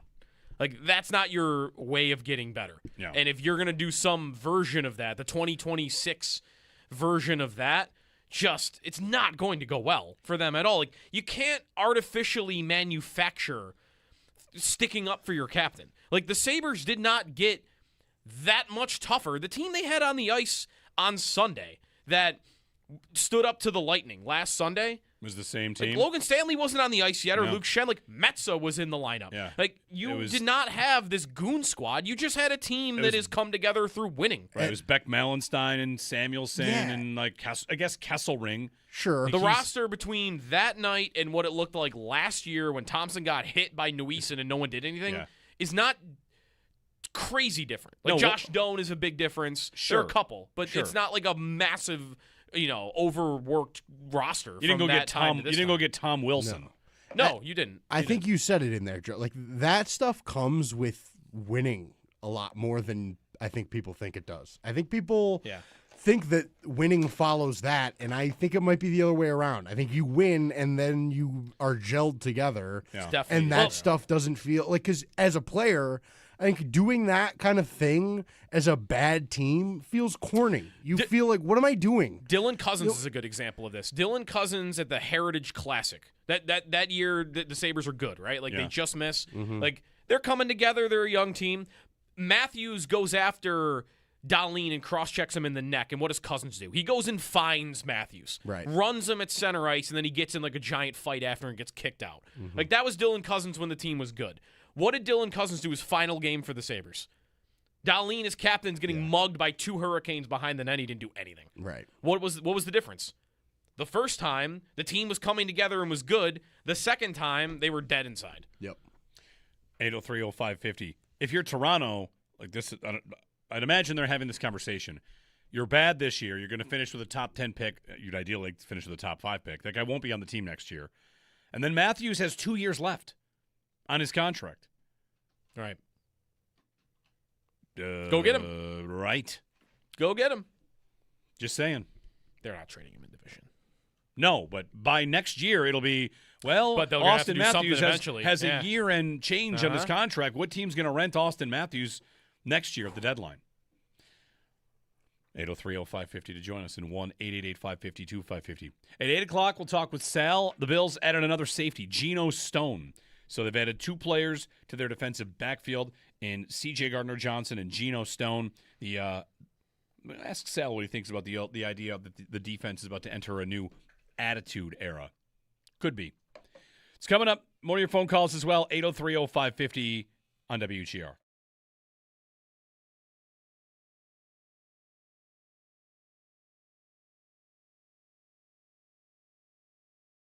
The Sabres played the Leafs, and they won. And there are some fancy stat sites that put the Sabres now at 100% to make the playoffs. Mm-hmm. So they clinched? No. They've not clinched. No. Generally is what 100 means. That's right. If they were to lose, so in that maybe in that site's opinion, lose out. They lose out. They don't make it. Right? You don't make it with. What are their odds? If they lose out? If they lose out, there's no way 88 points. That's what they're at right now. Right. They're not making it at 88 points. So 0. That's what I'm saying. So they can't be 100. Can I say 100 if they're still the? I'm not over here thinking they're going to lose out. I was going to say, and I guess that site would tell you that there's a 0% chance they would lose out. It's impossible. Probably. They're going to get some loser points along the way, and no, they're going to make it. They're going to make it. 100% is probably rounding up. 99.9 to make the playoffs. I mean, they have a 9-point lead over Columbus right now. And that is with every team, 7 teams below you. So you need 8 teams to be better than you the rest of the way, and many of them by 8 points, 9 points. You need Boston to be better by 8, Detroit to be better by 8, Columbus to be better by 9. It's not gonna happen. Yeah, they're gonna make and it's not even gonna come close to happening. Right? Like, it is much more likely that right now they win the division than they even are threatening for a wild card spot. Yeah, for sure.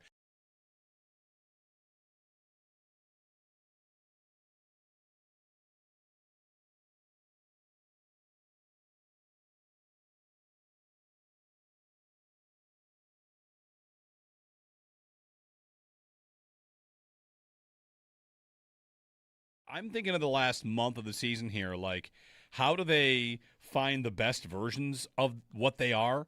And that could be, line combinations. That could be tweaking the power play. That could be the third pair. Who's your best idea at the third pair? Because, they probably will not have to claw and scratch their way into the playoffs. There are many models that say they're pretty much in already, and they'll have to finish the job. But do you feel like Lindy has a different job for the next month or so versus the last month or so to get where they are? Well, he also can choose a lineup depending on the type of team they're playing. If they're playing Tampa, they're going to want to be heavy, and if they're playing another team that isn't going to come in and try to blow them out of the back of the arena and put them through the wall, then, maybe other guys are going to dress. And that might be a Metza game instead of a Shen game or something like that. So, and by the way, in my opinion, Zach Metz is your number 5 defenseman. I'm not sure he has earned that. I mean, Joe, you put out there he hasn't been scored against since October. He just, I know he's not going to get in fights and that type of thing, but he is just solid. That's, he doesn't get beat. He plays good, solid defense. He does the right things. The pass is always in the right place. It's usually never picked off. He doesn't turn the puck over. To me, he has earned that right to be their number 5 defenseman, and then they can figure out who they want to dress as their number 6 defenseman as they go along. Yeah, he played a season high 15-32 on over the weekend. He was playing with Darlene, Paul. So, and I didn't think that looked that bad, right? Like, did he really even look that out of place? I'm not telling you he should play on that pairing when we get to playoff time, but I don't really feel like he looked that out of place. No, but if he has to step in there, that I think he did fine with it. He wasn't out of place at all.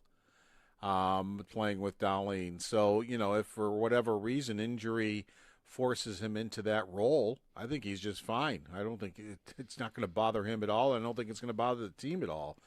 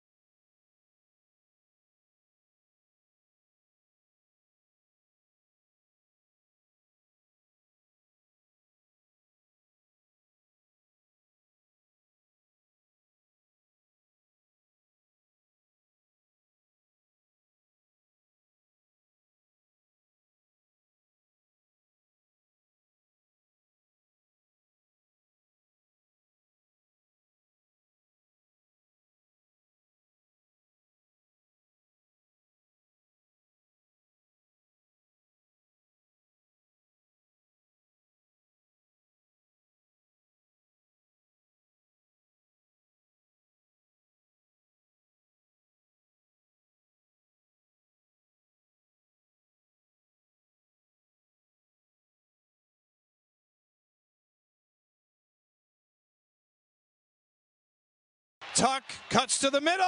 Deke scores! Alex Tuck with the win. Alex Lyon with the saves.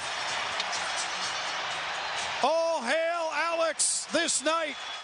The Buffalo Sabres bounced back against the Toronto Maple Leafs over the weekend in a nail-biter by score 3-2 in a shootout. They head out west for the road trip and start with the Golden Knights for Sabres After Dark at 10 o'clock tomorrow night. Selections for the NCAA men's basketball tournament have been made. Some notable games coming to Buffalo starting on Thursday. Session 1 starts out 6-seed Louisville versus 11-seed South Florida at around 1:30. Session 1 continues with 3-seed Michigan State taking on 14-seed North Dakota State right around 4:05. Then Session 2, the 1-seed Michigan takes on 16-seed, which will be the winner of UMBC or Howard, approximately right around 7:10. And Session 2 continues on with 8-seed Georgia taking on 9-seed St. Louis right around 9:45. Team USA advanced to the final of the World Baseball Classic after defeating the Dominican Republic 2-1 over the weekend. They will play the winner of Italy and Venezuela. Looking around the NFL, Giants, they've agreed to terms with wide receiver Darnell Mooney, formerly of the Falcons, to a 1-year, $10 million deal. The Chargers signed quarterback Trey Lance to a 1-year, $6.75 million contract. NFL Network's Mike Garafolo believes the Eagles cannot pay Dallas Goedert if they keep A.J. Brown, and they can't take both salary cap hits. And Mike Florio reports that the Rams explored trading away wide receiver Devontae Adams amid trade talks with the Eagles regarding wide receiver A.J. Brown. On the PGA Tour, Cameron Young finished 13 under par to win the Players at TPC Sawgrass. Those are your Paddock Chevrolet sports headlines. Paddock Chevrolet with you for the extra mile since 1935. I'm Joe Cali on Western New York's Voice of the Fan, WGR.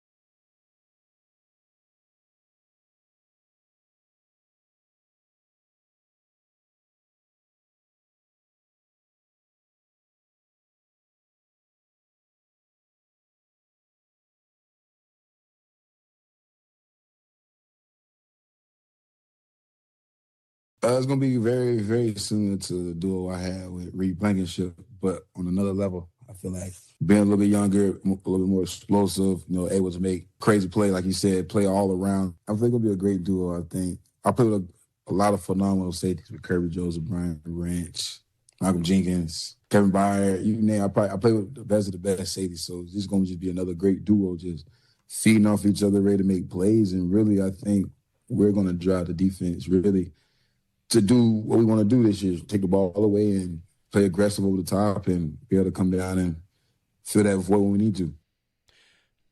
New Bills safety C.J. Gardner-Johnson. They added another safety, Geno Stone, of the Cincinnati Bengals. And Bengals fans don't like Geno Stone too much. A lot of video about how he's not very good. Yeah. But we'll see if the Bills can make it work. And, of course, C.J. Gardner-Johnson. After the Bradley Chubb signing, I think these two, just from my expectation, Joe, by the way, good morning, Jeremy and Joe. These two signings make a lot of sense, fit in with what I thought. Not that it has to be what I thought, but I thought it'd be a lot of one-year deals.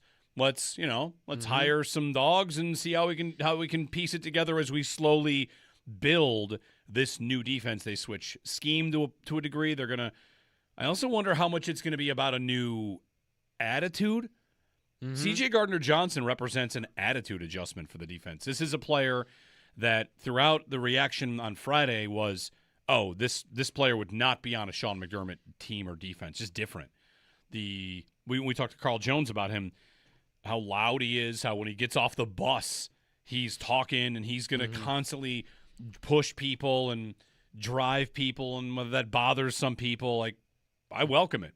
Mm-hmm. He went to 2 Super Bowls with the Eagles, and the Eagles have a lot of things that they do well, some things that they don't do so well.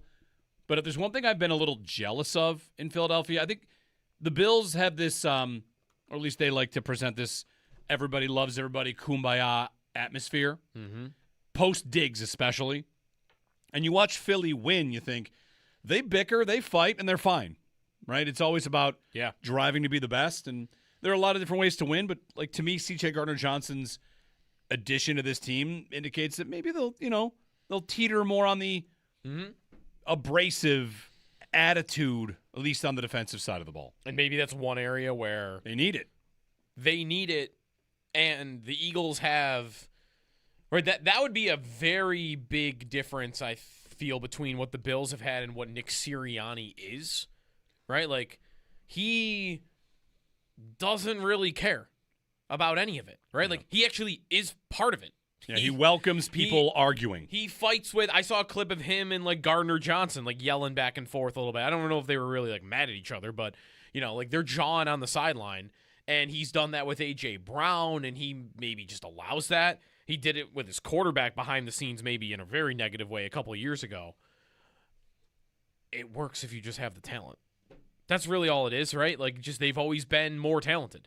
And, okay, you got a lot of big personalities in there. All right, well, if you win because you're that talented, then guess what? It's going to end up looking like it worked out for you. So I think Gardner-Johnson is definitely a piece of that. I don't know how I feel about the whole he wouldn't have been here if McDermott was still the coach. Like, I think that might be more the style of safety he is, more than that he's loud. They haven't had loud players. Jordan Phillips is pretty loud. They don't like guys that make noise. That C.J. Gardner-Johnson. Well, right. The difference would be Gardner-Johnson is loud about sometimes like his playing time and how he's used. Exactly. And I don't think that they're going to bring guys in to do that. They have a lot of guys that are, I don't say this in a negative way, but happy to be here. I'll do whatever it takes. Like, their offense for 2 years was built around the identity that it doesn't matter who does well. Right. Like, because to me, that might be the difference. Do your 111th. If training camp was going by and Geno Stone was beating out C.J. Gardner-Johnson for a starting job, Gardner-Johnson would let people know about it. Yeah, that's part of the reason. He wouldn't go quietly into the night, I don't think. Him being here and signing, you could say two things, like the money he signed for, how much is guaranteed. Sometimes that can tell you what his role might be. I just think you don't bring this player in unless he thinks he's playing, which was also definitely was also true of like Jordan Poyer when they brought him in the practice squad. Jordan Poyer thought he was going to get his job back, and he did. So, would Jordan Poyer have made a stink about it if he didn't? No, he wouldn't because have. that would be the difference here. Yeah. It's not even about like the trash talk on the field with Tom Brady or, yelling with his head coach Sirianni on the sidelines about whatever from a game. It would be more about what happened in Houston. What happened in Houston was, I'm not playing, and something's going down behind the scenes because of it. And that would be something that I don't think Jordan Poyer would have ever done if that had been – if Taylor Rapp had stayed healthy last year and Poyer just never played, I don't think you would have heard a peep. Yeah, I agree. And this year, if Jordan Hancock starts showing out, like, oh, look at this, young safety's really made a big step in year 2, you might have to get rid of Gardner-Johnson. I think that you might have to make a move there Because I don't know just him having, like, hey, we need you to play special teams. Fist fight in the locker room. I don't know. 803-0550. And isn't DJ Moore a little bit of that? Like, he's never been one to raise a stink. But yeah, not quite. But the point is, instead of Tyrell Shavers out there or Gabe Davis, you have a guy that expects to be targeted. He's going to expect to be a part of this offense. And that's right. A lot of the reporting in Chicago is that Ben Johnson and DJ Moore maybe didn't see eye to eye on usage or whatever. Like, Ben Johnson never wanted to use him that way. That DJ Moore did not get along with Caleb Williams. It was like a very not well-kept secret. Yeah. But he wasn't publicly a problem about it. It just indicates that it's a player that thinks, I'm good enough to matter. And for better or for worse, again, like, the Bills have been awesome for a long time. They've had some players that kind of demand to be used and some players that don't care if they're used properly. And maybe tilting a little more towards the guys that will expect to be a part of what they do can give them a little more juice. Yeah, more is a little bit of that, but right, like, he never really made a fuss about being a guy who went from 140 targets to 85 targets. Like, I might want to see one more guy that is overtly that before I want to say, like, they're willing to go all in on those type of guys. Like, maybe they're willing to do one with Gardner Johnson. Like, if they traded for A.J. Brown instead of DJ Moore and then signed Gardner Johnson, I'd be all in, like, okay, yeah, totally different. They're just being the Eagles. Because we might as well see if Darius Slay wants to come. Like, Darius Slay, what if we get all of the Eagles? They did try for that. They did. Right. Like, I think Gardner Johnson is most of that right now. Like, but there's no one else really to me that is overtly that. The other part of this actually gets to the DJ Moore part more than the CJ Gardner Johnson part. The other thing about Moore and the money he's paid and what they've committed to him is we are now allowed to expect something from one of their pass catchers. Oh, that's been one of the side effects of the last 2 years is, well, what do you expect? What do you expect? It's Brandon Cooks. What do you expect? It's Mecole Hardman. It's Tyrell Shavers. It's Gabriel Davis. Kincaid, he has trouble staying healthy. I was going to say, there's one guy that's different for me for that, and that's Coleman. Like, Coleman, because of where he was drafted, you were allowed to have some level of expectation for everybody him else that he did not meet. Right, the entire offensive system in the Everybody Eats era was, we kind of mentioned it a few times, like, Everybody Eats means no one's truly accountable for us to say, I needed that guy. Right. And I feel like with Moore, we got that. You are absolutely going into a season. There's a big play. It's a 3rd and 12, or the game ends and the offense sputters, and Moore does not produce. I feel like people will say, "Where is that guy? You traded a big pick for him. You gave him big money. I mean, I expect him to be there." It's just with Diggs, whenever he didn't show up in a game, you'd say, "Where is that guy?" And I was not able to do that. And Bills fans, I feel like you were never able to do that with Mac Hollins. You're not even really able to do that with Shakir because of the way that they do use him. So it's maybe a little bit of an attitude adjustment. They've invested as much in him as any receiver throughout the entire time Bean's been the GM, except for Diggs. Yeah. And even that's not that far off. Like, it's 1st-round pick versus 2nd-round pick. But if you remember, Diggs had a very affordable contract when he got here, and they didn't rework it. Like, he was here for multiple years before they did anything with his contract. He was here on a cheap deal for what he was. Moore is the opposite. Moore is here on a pretty expensive contract for what he is. So while the pick is lesser there, like, the money is more. No pun intended. So Diggs, just being a 1st-round pick, I still would put him one rung above DJ Moore, but this is as much as they've ever invested in that position. And him living up to that, right? Like, if he comes out and they lose a game to New England and they only score 17 points and he had 1 catch for 9 yards, it's totally fair to look at that guy and say, where were you? Also, the other part of that is if they do lose that game, is he going to be publicly, willing to be mad? The Bills I know they're mad when they lose games, and sometimes it's, that team wanted it. Like, this season was a lot of that team wanted it more and this and that. Like, whether it's the pressure getting through or victory fatigue, it could be a lot of things. But somebody to say, like, this ain't good enough, that could be good too. Dominic is up. Hey, Dominic, good morning.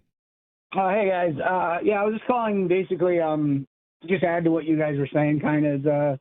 I like the CJ Gardner Johnson signing. I think the team needs a little more edge. I personally didn't have any issue with Diggs when he was here. because I mean, if you lose, you should be heated. You should be mad. You should be upset. I mean, although Diggs kind of disappeared in the playoffs, it was almost his fault as well. So, but it reminds me of like the reason I never was really a big McDermott guy was basically he summed it up in I think it was the first episode of Hard Knocks. He came in and he was talking to the team and he's like, you know what, I'm going to give you guys consistency. I had coaches who come in and throw in chairs and do this and be all riled up. He's like, I just want to be consistent for you guys, which I always thought was kind of a problem with McDermott is like, for certain matches or games, this isn't soccer, you should be a little more fired up than for other games. Like if you're playing the Saints versus the Patriots, I'd want my coach to kind of express the difference in the morning meeting or whenever they meet.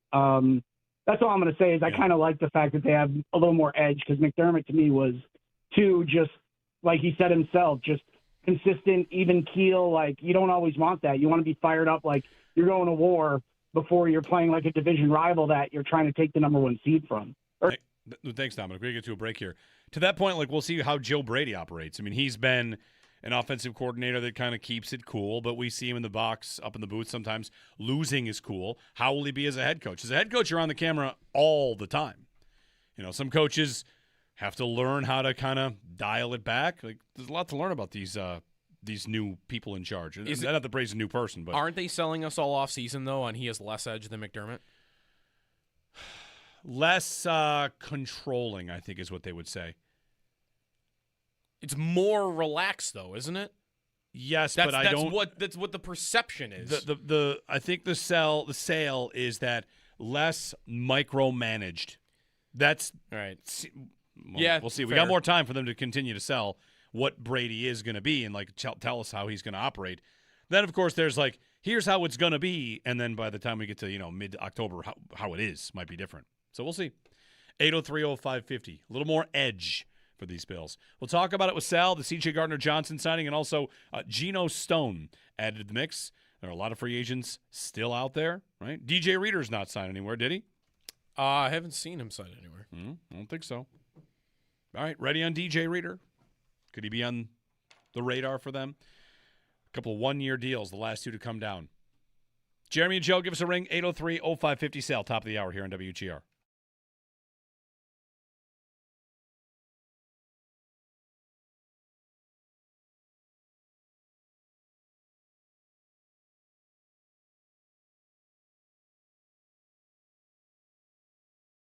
The biggest issue that I think currently faces the Sabres, which is what to do with Schenn and Stanley. It has been, since the deadline, it has been an adventure with what happened to the Sabres defense and their third pair.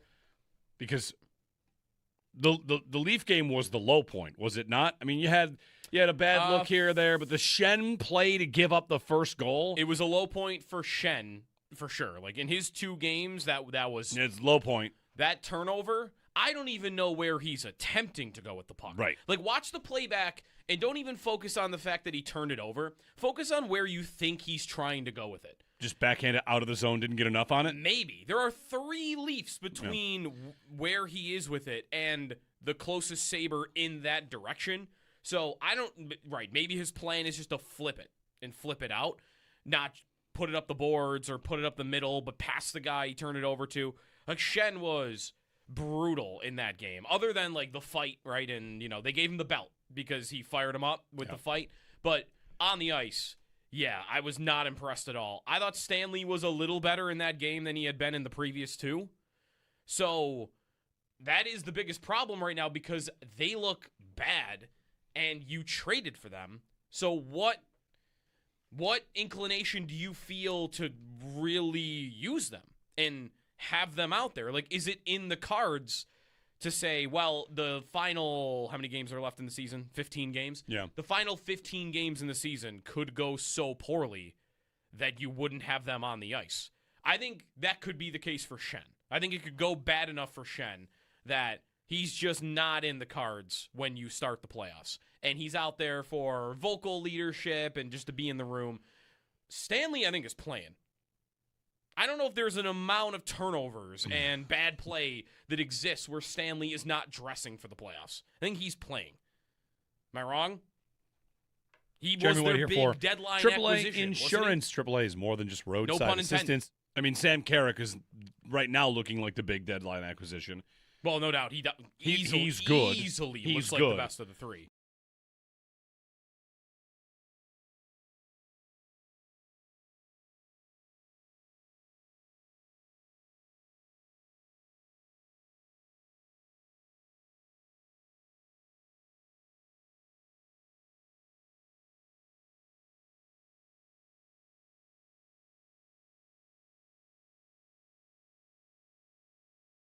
I'm thinking of the last month of the season here. Like, how do they find the best versions of what they are? And that could be, line combinations. That could be tweaking the power play. That could be the third pair. Who's your best idea at the third pair? Because, they probably will not have to claw and scratch their way into the playoffs. There are many models that say they're pretty much in already, and they'll have to finish the job. But do you feel like Lindy has a different job for the next month or so versus the last month or so to get where they are? Well, he also can choose a lineup depending on the type of team they're playing. If they're playing Tampa, they're going to want to be heavy, and if they're playing another team that isn't going to come in and try to blow them out of the back of the arena and put them through the wall, then maybe other guys are going to dress, and that might be a Metsa game instead of a Shen game or something like that. So, and by the way, in my opinion, Zach Metz is your number 5 defenseman. I'm not sure he has earned that. I mean, Joe, you put out there he hasn't been scored against since October. He just, I know he's not going to get in fights and that type of thing, but he is just solid. That's, he doesn't get beat. He plays good, solid defense. He does the right things. The pass is always in the right place. It's usually never picked off. He doesn't turn the puck over. To me, he has earned that right to be their number 5 defenseman, and then they can figure out who they want to dress as their number 6 defenseman as they go along. Yeah, he played a season high 15-32 on over the weekend. He was playing with Darlene, Paul. So, and I didn't think that looked that bad, right? Like, did he really even look that out of place? I'm not telling you he should play on that pairing when we get to playoff time, but I don't really feel like he looked that out of place. No, but if he has to step in there, that I think he did fine with it. He wasn't out of place at all, playing with Darlene. So, if for whatever reason injury forces him into that role, I think he's just fine. I don't think it's not going to bother him at all. I don't think it's going to bother the team at all.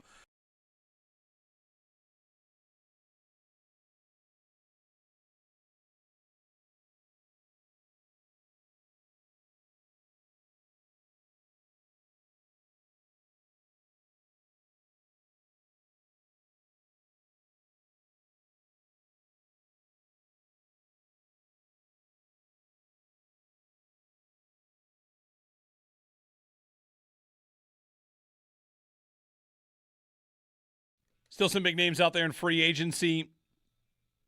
Jonathan Allen, defensive lineman, signed with the Bengals and said, quote, "This team is going somewhere.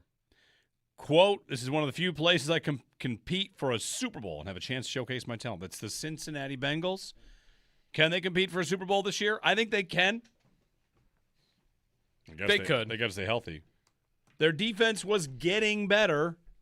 Their offense, does it pick up where it left off? I mean, Cincinnati could be back. Ravens, where are they going to be? Good again? Good again. Steelers? No. Browns? No. No. Definitely not. Yeah. 803-0550. We'll talk Bills with Sal coming up on Geno Stone and also C.J. Gardner-Johnson. The Bills add a pair of players to the secondary on one-year deals. We'll get Sal's thoughts here coming up on WGR. The Sabres played the Leafs, and they won, and there are some fancy stat sites that put the Sabres now at 100% to make the playoffs. Mm-hmm. So they clinched? No. They've not clinched. No. Generally is what 100 means. That's right. If they were to lose, So in that, maybe in that site's opinion, lose out. They lose out. They don't make it. Right? You don't make it with. What are their odds? If they lose out? If they lose out, there's no way 88 points. That's what they're at right now. Right. They're not making it at 88 points. So zero. That's what I'm saying.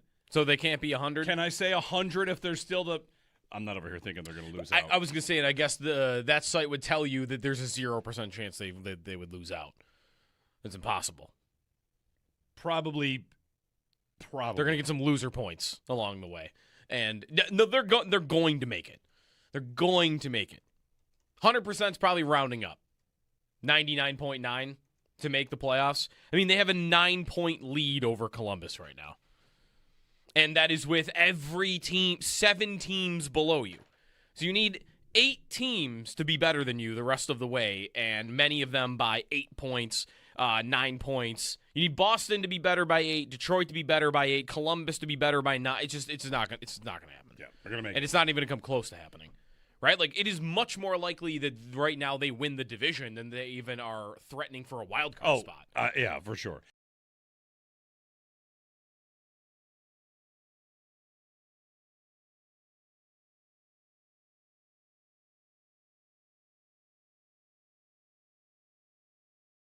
The drought is ending. It's not over yet, right? You're saying 100%. That doesn't mean the drought is over. I always wondered that. Like, right. how do we work? Is it the first day? Does all that's happening now count as the drought? I think it does. It's between playoff games. Everything between playoff games, I think, is fair game. So Like, McDermott's first year. All right, this is beautiful. It's a perfect Monday conversation. Does the Andy Dalton to Tyler Boyd play happen during the drought? See, that's a good question because the Bills are done playing when the Dalton. No, yeah, I think that counts. Yeah, that's in the drought because they have not yet clinched. Yes, it's between playoff games. All right. Yes. I guess if the drought is between playoff games, that's right. But if I were gonna go back and look up who was the Bills' leading passer during the playoff drought, I would count Tyrod's season 2017. Even though that season they make the playoffs, right? I would count his stats from that year. Well, if you're doing, that's how I would do it. If you're doing between playoff games, yes. But when I think of the drought, I'm put a Twitter poll. It's years without the playoffs. That's what I think. Which means that right now would not be the drought. It's not a drought year. This is a playoff year. Ooh, see, I like that too, though. That's right. This is not a drought year. We did not anticipate this morning. No, this is good. This is a playoff year. Put it in the group chat, folks. Put it in your group chats. What's the right way to do this? Is everything that's happening right now considered a part of the drought? Or something close to that? I feel like it can't be. It's very different. They're going to make it. They're going to make it. They might win their Knowing they're going to make it is also a different feel. And it'd be tough to say a division winning season, if they win the division, is part of the drought. But it is I get it. Between games, yes, if you're doing that. Yeah, right. Yeah. Right. It is everything between the playoff games is what that's my starting point. All right, fair.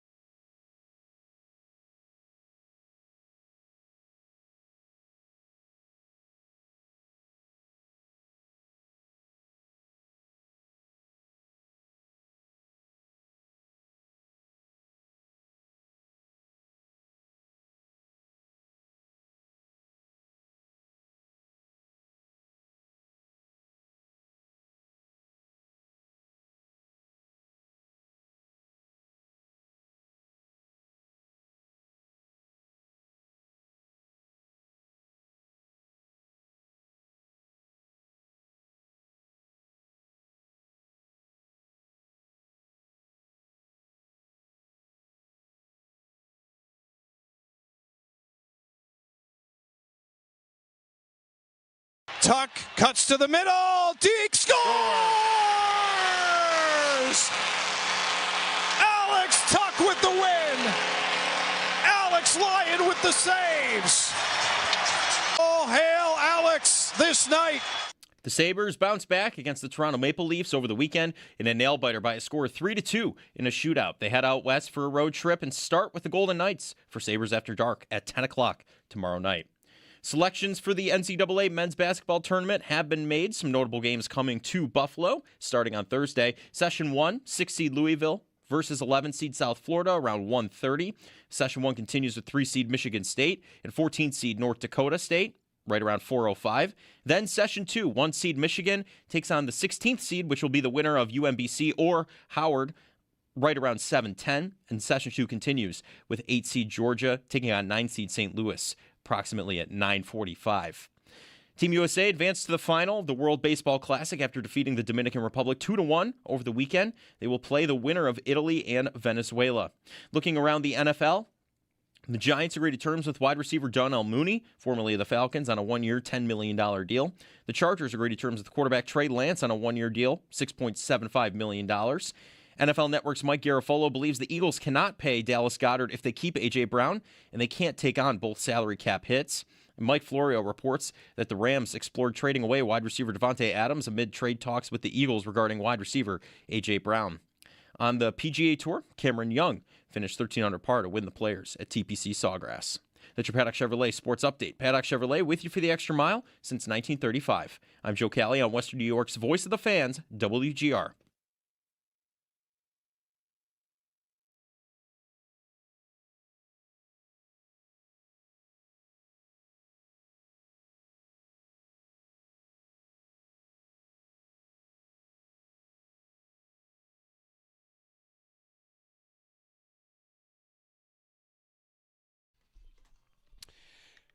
Get to Sal Capaccio here.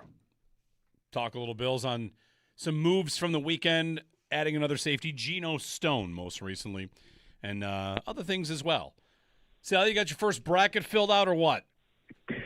No, I'll do that today, though. I'll definitely be doing that today. I'm just kind of jacked about some of these teams coming, man. This is I mean, other than obviously we're invested when Syracuse comes and it's awesome, and we've seen UConn here and Bobby Knight here. This is, I think, the best collection of teams we've ever had in Buffalo for the tournament. Yeah, it's pretty good, right? And we might have 2 Bison teams, which I think you're automatically have to root for, don't you? Yeah, I think so. I guess so. And I know the Bison tweeted something out about it yesterday too, for sure. I mean, Brian Hodgson, we're monitoring him, maybe going to Syracuse. It's a big deal, right? I mean, Western New York native. I love that from Jamestown or Olean, down in that area. I don't remember exactly which one he's from. My apologies. But, and obviously he was an assistant coach at UB. Gotten to know Brian a little bit over the years when he was at UB. Actually saw him at Bill's practice last year a little bit. Really happy for him and USF. He's the coach of the year in that conference. Hoping we get him at Syracuse. But in the meantime, he's got business to take care of. And then return of Roddy Gale, Niagara Falls native, playing for Michigan. Dusty May and his Michigan Wolverines. I mean, Michigan and Michigan State together, both coming to Buffalo. I think that is just super cool. And I don't know if you guys saw, but I wrote maybe Michigan fans should, and people in Michigan, sports fans, should get used to KeyBank Center because the NHL playoffs are around the corner. You never know. Yeah. Yeah, Hodgson was born in Olean and then went to high school in Jamestown. There it is. Thank you. So both. And went to Fredonia. Yep. He's the guy that all the Syracuse people want? That's right. Okay. He's in the mix. It's and then when you say that, well, how come GMAC? Don't you want GMAC? Yeah, I love Jerry McNamara, but I think Jeremy would attest. This is a time to finally go outside the family. You need a fresh hire. Brian's great. He's a great recruiter.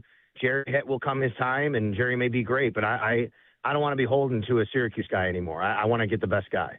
Yeah, I just want them to be good again. I mean, they haven't really been that good since they've been in the ACC. But open practices, right? So on Wednesday, all 8 teams have an open practice session at KeyBank Center, free and open to the public. So love it. Yeah, if you want to get down and see Michigan State practice, that's 1:15. Really from 11 a.m. till 5 p.m. on Wednesday, the arena is just open to go watch college basketball teams practice. So cool. Plan accordingly. So yeah, the games, of course, it'll be exciting. And off we go for sports on at noon on a Thursday and a Friday, and for the next couple weeks. So, Sal, you're also on location today? No, not today. Thursday. Thursday for the tournament. Thursday before the tournament. I'll be in today. I'll see you guys. But Thursday before the tournament, I'll be at Hartman's Distilling on Chicago Street. And actually, it'll work out really well because one thing I'm a little upset about is the times. Like, there's a quick turnaround. Yeah. We're not getting the early window. I'm going to be at Hartman's 10 to 12, which is great. People can come by, say hi, grab a drink on their way down, or stay there, watch the games. And then the games don't start until 1:30 at KeyBank. In the first session, boy, if any games go to overtime, like, I don't know, the quick turnaround, guys. There's only an hour and a half between sessions, actually, if you think about the math, which is kind of crazy. But anyway, I'll be on location Thursday at Hartman's, yes. Yeah, all right. Good to know. Sal, on the Bills, they added Geno Stone, safety from the Cincinnati Bengals. I think we talked about C.J. Gardner-Johnson, but here comes another safety in the mix, another one-year deal. And I'd mentioned earlier, I would have guessed there would be a number of one-year deals here as they kind of transition from one defense to the next. So what do you know about Geno Stone and how he fits in? Because when C.J. Gardner-Johnson signs, it feels like people have an idea of how he'll be used. But then another safety in the mix, whether it's depth, whatever it is, like, they've definitely started to bolster that back end to go with Cole Bishop. Yeah, I mean, he's kind of a little bit of the antithesis of C.J. Gardner-Johnson. You got a little bit of both here, which is C.J. Gardner-Johnson is kind of a wild variance, right? I mean, like, he's going to make plays on the ball, and then he's going to frustrate you sometimes because he's not going to be in position because he's trying to do a little bit too much, right? Like, but he's a heck of a football player. Whereas Geno Stone is a little bit of the opposite. Like, you're not going to get this playmaking ability, but you're going to get a guy who he's going to come in, he's going to be high IQ, he's going to understand the system, but he's much more limited athletically. He's much more limited as a talented football player, but he gives you that floor to be able to kind of, okay, we need a guy here. And I think that he'll be more of a special teams player when I look at the roster. Like, he did a lot of special teams in Baltimore. He didn't do as much the last couple of years when he was on the field more in Cincinnati. But I think that's what you're looking at here. You kind of get the balance between C.J. Gardner-Johnson and Geno Stone here. Right. Is it because there was a lot of, how poor some of the numbers are for him in Cincinnati over the last couple of years, and that's when he started over 2 years every game for Cincinnati. And here unless you get a couple of injuries, I don't think the plan is for him to go out there and start every game for you. Correct, Joe. I mean, like, he's a limited player who should be in a limited role, and if he has to have a really big role, then you're like, okay, well, we need something better here. I don't want to compare it to DeMar. I always said DeMar was better than people gave him credit for, and he was a higher floor guy, right? That's what he was, though. He's high floor, not a high ceiling. Like, DeMar knew what and I say knew like in a past tense. He's unsigned. He could come back for all I know. But, I mean, like, that was the guy they had. Like, okay, we'll put him on the field when we need to, and then he did have to play. And when he did play, if you're like, okay, you need something more. Like, yeah, that's what I think you're getting in a guy more like Geno Stone, which is, okay, he can play and understand the role, but if we have to use him quite a bit, that we probably need something better there. Sal Capaccio joining us on the Western Hotline. Sal, the timeline of free agency, we've had like our first wave, right? And maybe C.J. Gardner-Johnson and Geno Stone represent like the second wave. Your own timeline experience here, when do we start to think that the guys that are unsigned will stay unsigned through the draft? I don't think we've reached that point yet. There's some pretty big names out there. Maybe here comes wave number 3, and the Bills could still, of course, I would expect them to add a number of players here as the wave goes through. But is there a time where you feel like the league starts to turn its eyes and say, like, all right, anybody else wants to wait and see if the jobs that come available do so because a team didn't get that player in the draft? Yeah, the draft is a pivot point there for sure, Jeremy. But I would say right before the draft is when you get a guy signed or two, because then what will happen is teams want the draft to come to them. They don't want to chase, right? So they're like, okay, let's fill a couple spots here so we don't have to worry in the 4th round we got to get a guy we don't have. And you'll see maybe a player to sign. I think the Bills have done this over the years, or maybe a defensive tackle comes to mind. I can't remember who it was a couple of years ago. They signed somebody like maybe a week before the draft. Like, okay. And when was Tre'Davious White signed last year? I have to go back and look. Joe, maybe you can look it up for me while I'm on. But when was Tre'Davious White signed last year? Because that could be another one where you're like, okay, let's get some insurance here. It doesn't mean you can't draft somebody, but you feel like you're letting the draft come to you more than chasing it. So I would say, Jeremy, you have now you're still going to get these guys filtering in one-year deals. You have the owners' meetings coming up at the end of March. That's when you start to get more of a feel of, okay, who's in on what trades, trying to figure out where the draft board might fall with trades. And then when you get back in April, you'll get a few of these signings before the draft. What was it, Joe? It was a week, but it was 1 week before. Yeah. Exactly. So you're going to get that. That's what teams do. They wait maybe a week before the draft. Okay, let's pick out a corner or a linebacker and say, and then, look, the Bills signed them, and they still drafted a corner, right? Because they weren't beholden to it, but they at least allowed themselves the flexibility by doing that. Yeah, and let that be a lesson because they signed Tre'Davious White a week before the draft, and maybe we thought, oh, I guess corner might, and they just take a corner in the first round anyway. So. Right, well, exactly right. Another part of that, like too, and like your question about like the guys that are unsigned from the Bills. I mean, part of the Trey White business and not having yourself, blocked out from drafting one is he didn't cost that much. And who of the Bills' free agents right now do we think, like, oh no, like you don't sign that guy because he's too expensive? Like maybe Bosa, right? But I don't know about anybody else, Sal, that like Milano or Shaq Thompson or even Trey White again. Like there's nobody there that I would think they can't afford. Except, again, maybe Bosa would be in that bucket just because are you going to want to pay him $9-10 million to come back here? Like anyone else feels like something closer to a pretty small contract. Yeah, and last year Trey White got, I think, $6 million up to $8 million, right? You're not going to do that this year, if you're going to bring him back. Right. Matt Milano's already counting over $11 million on your cap this year, regardless, dead cap for, void years. So, yeah, no matter what, if you were to sign anybody, you got to count that. So, you could put him in that bucket for sure, Joe. I look at Epinesa. AJ Epinesa is an interesting one to me.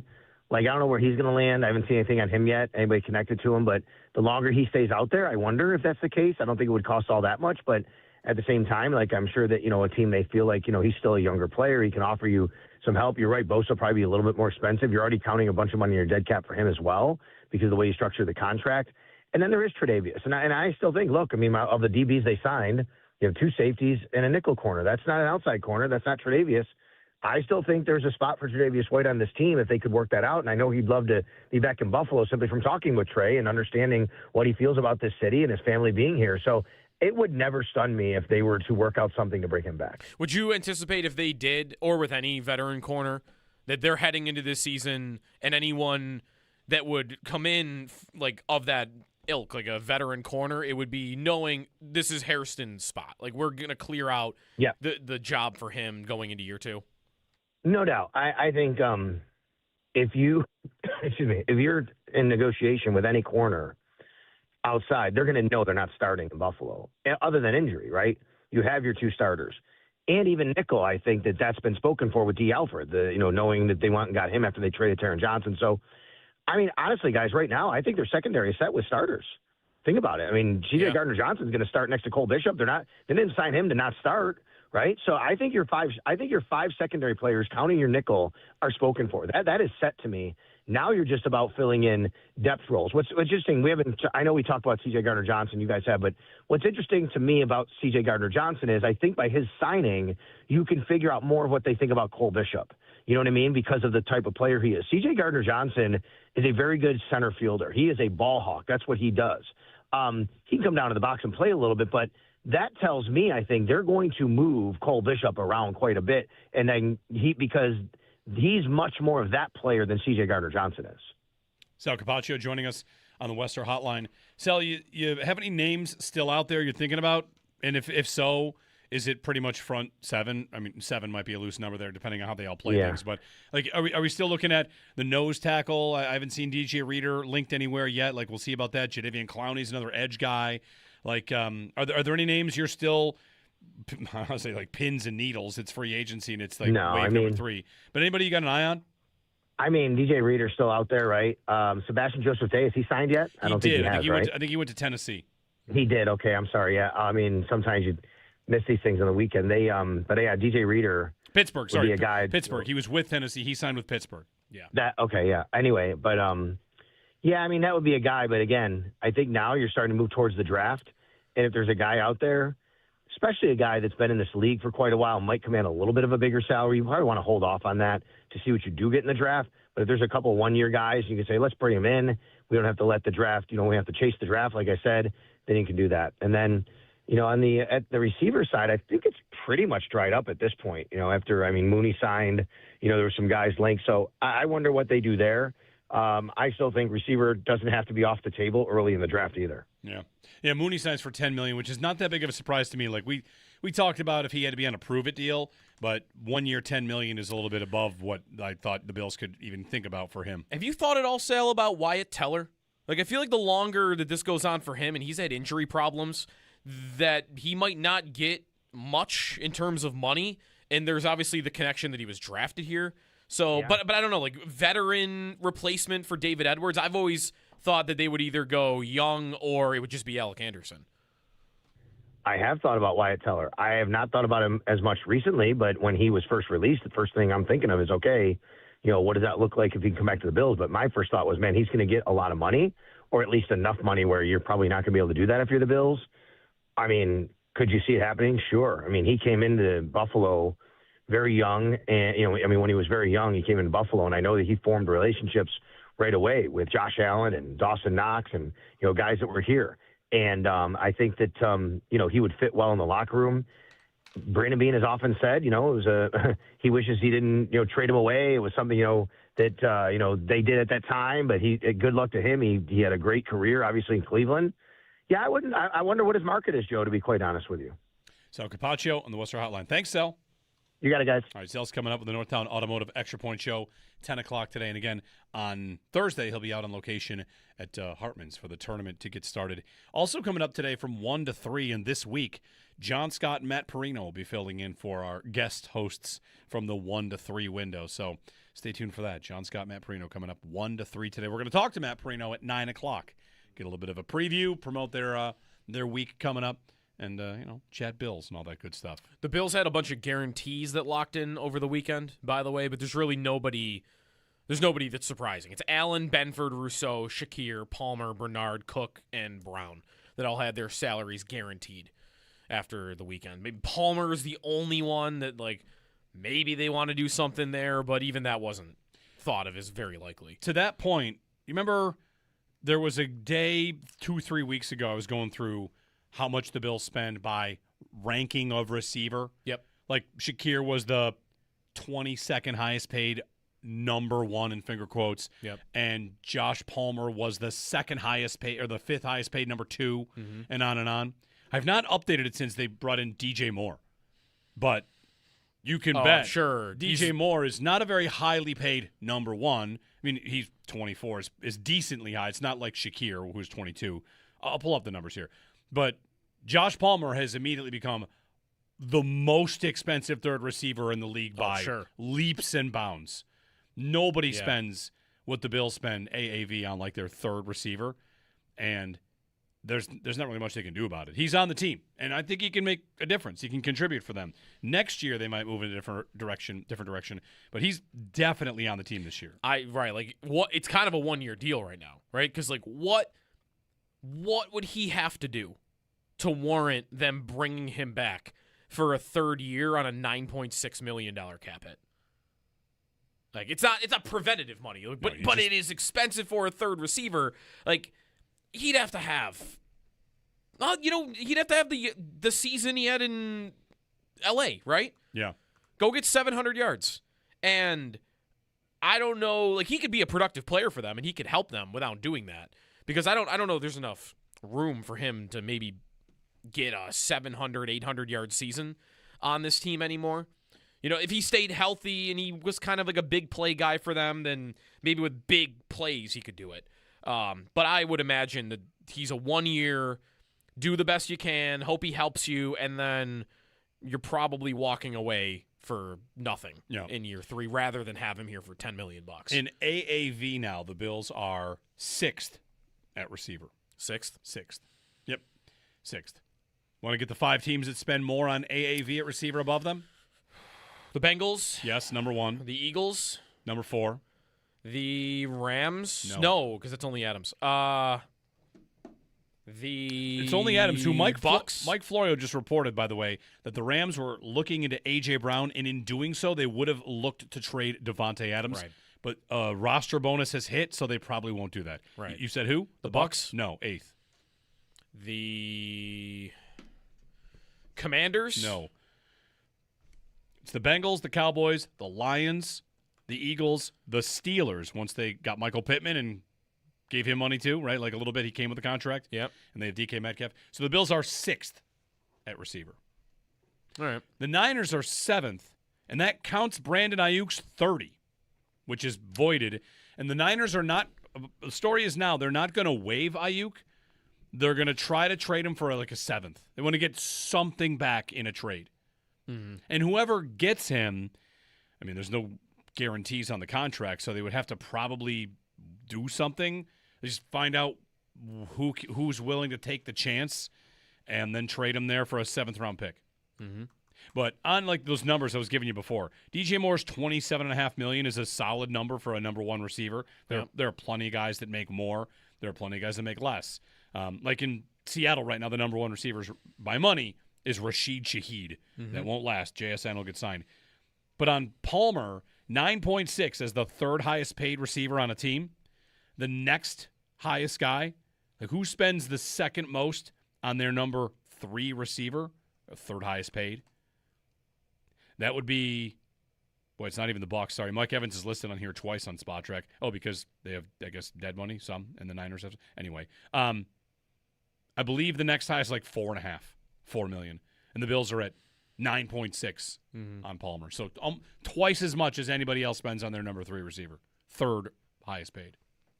You know, there is a free agent receiver still out there the Bills were linked to at the trade deadline. Debo? Mm-hmm. There's just no way. No. There's just Palmer would have to go. Yeah, there really is no way they could add another receiver with money.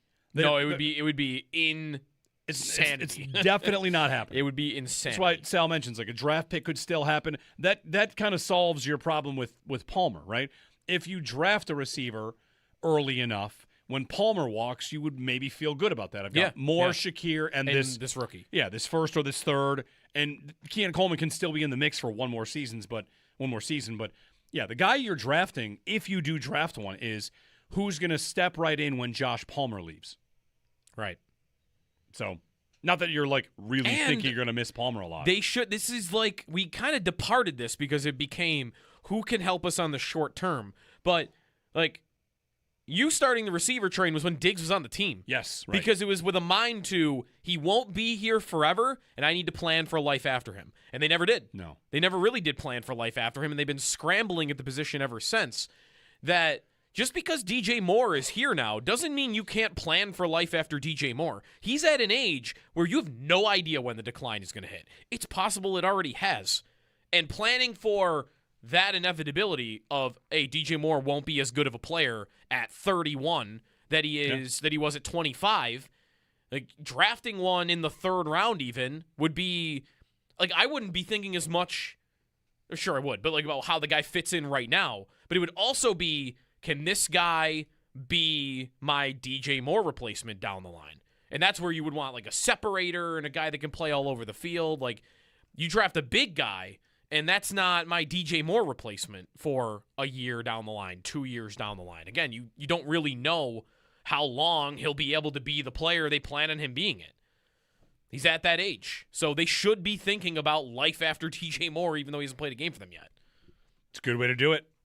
803-0550, 1-888-550-2550 to join us. Sabres hitting the West Coast, so if you're looking for Sabres After Dark, it's coming. I am going to record those games and watch them in the morning. Yeah. Howard Simon style. Like at 3 a.m.? Yeah. 4 a.m. you skip through the commercials, right? All right. How long does it take to watch a game if I skip through all the commercials? An hour? Think back to the Olympics. Exactly that long. Well, it's 60 minutes of hockey. So really, if I'm as efficient as humanly possible and I skip all between whistles and commercials, I get that thing in an hour. Yeah. The U.S. sled hockey team also beat Canada. Yeah, the graphics of what the U.S. has beat Canada in this year continue to grow. Yeah, on the ice. The last 4 U.S.-Canada meetings, the U.S. has won. Yes. U.S. v. Canada on the ice. The Blue Jays, not really fair to them, they get lumped in because they made the World Series. That's right. It's like you only get on the graphic because your team was good enough to get to the World Series. 1 out of 32. I also don't. I know, which means the Raptors will make the finals and lose. Of course. I mean, that's how this year's going. Do you really view? I mean, I guess you could. The Panthers beating the Oilers as U.S. beats Canada. No, I mean you throw it in there. I certainly do not. Like a bunch of Canadian players on a U.S.-based team beat another bunch of Canadian players on a Canadian team is not the U.S. beating Canada. Fair. I mean, there is the thing, though, about Canada not winning the Stanley Cup since 1992. Okay, sure. Like, that is a thing. So, although, like, the difference there would be hockey. Like, actually, the World Series part of that and the Stanley Cup part of that is different. Hockey, like, Canada was not rooting for the Oilers. Like, a lot of Canada hates the Oilers. Whereas the Blue Jays, everyone in the country was rooting for the Blue Jays. So that's more of a Canadian loss, I feel like, than the Oilers who, Fair. like, Calgary was not rooting for Edmonton. Toronto, I don't think, was rooting for Edmonton. Is Canada not rooting for the Oilers akin to when Bills fans don't want someone other than Mahomes to win the AFC? Right. Like, that's what I wonder. We're not going to do it. You're not going to do it. Everyone in Canada wants their team to be the one that ends that drought. Right. Especially the teams that would be, like, in the same division and have rivalries. 803-0550, our phone number, and 1-888-552-550. Give us a ring. Jeremy and Joe talking, Bills off season. Maybe get some new signings this week. Sabres heading out west for a late night road trip as well here on WGR.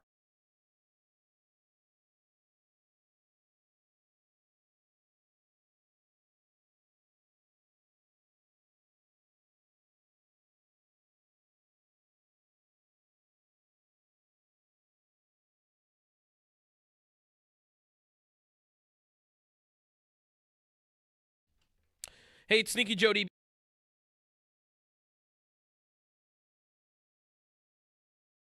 The biggest issue that I think currently faces the Sabres, which is what to do with Schenn and Stanley. It has been, since the deadline, it has been an adventure with what happened to this Sabres defense and their third pair. Because the Leaf game was the low point, was it not? I mean, you had a bad look here or there, but the Schenn play to give up the first goal. It was a low point for Schenn, for sure. Like, in his 2 games, that was... It's low point. That turnover, I don't even know where he's attempting to go with the puck. Right. Like, watch the playback and don't even focus on the fact that he turned it over. Focus on where you think he's trying to go with it. Just backhand it out of the zone, didn't get enough on it? Maybe. There are 3 Leafs between where he is with it and the closest Sabre in that direction. So, maybe his plan is just to flip it and flip it out, not put it up the boards or put it up the middle, but pass the guy he turned it over to. Like, Schenn was brutal in that game, other than, like, the fight, right? And, they gave him the belt because he fired him up with the fight. But on the ice, I was not impressed at all. I thought Stanley was a little better in that game than he had been in the previous 2. So that is the biggest problem right now because they look bad and you traded for them. So what inclination do you feel to really use them and have them out there? Like, is it in the cards to say, well, the final, how many games are left in the season? 15 games? Yeah. The final 15 games in the season could go so poorly that you wouldn't have them on the ice. I think that could be the case for Schenn. I think it could go bad enough for Schenn that he's just not in the cards when you start the playoffs. And he's out there for vocal leadership and just to be in the room. Stanley, I think, is playing. I don't know if there's an amount of turnovers and bad play that exists where Stanley is not dressing for the playoffs. I think he's playing. Am I wrong? He was their big deadline acquisition, wasn't he? No pun intended. I mean, Sam Carrick is right now looking like the big deadline acquisition. Well, no doubt. He's good. Easily he's looks like good. the best of the 3.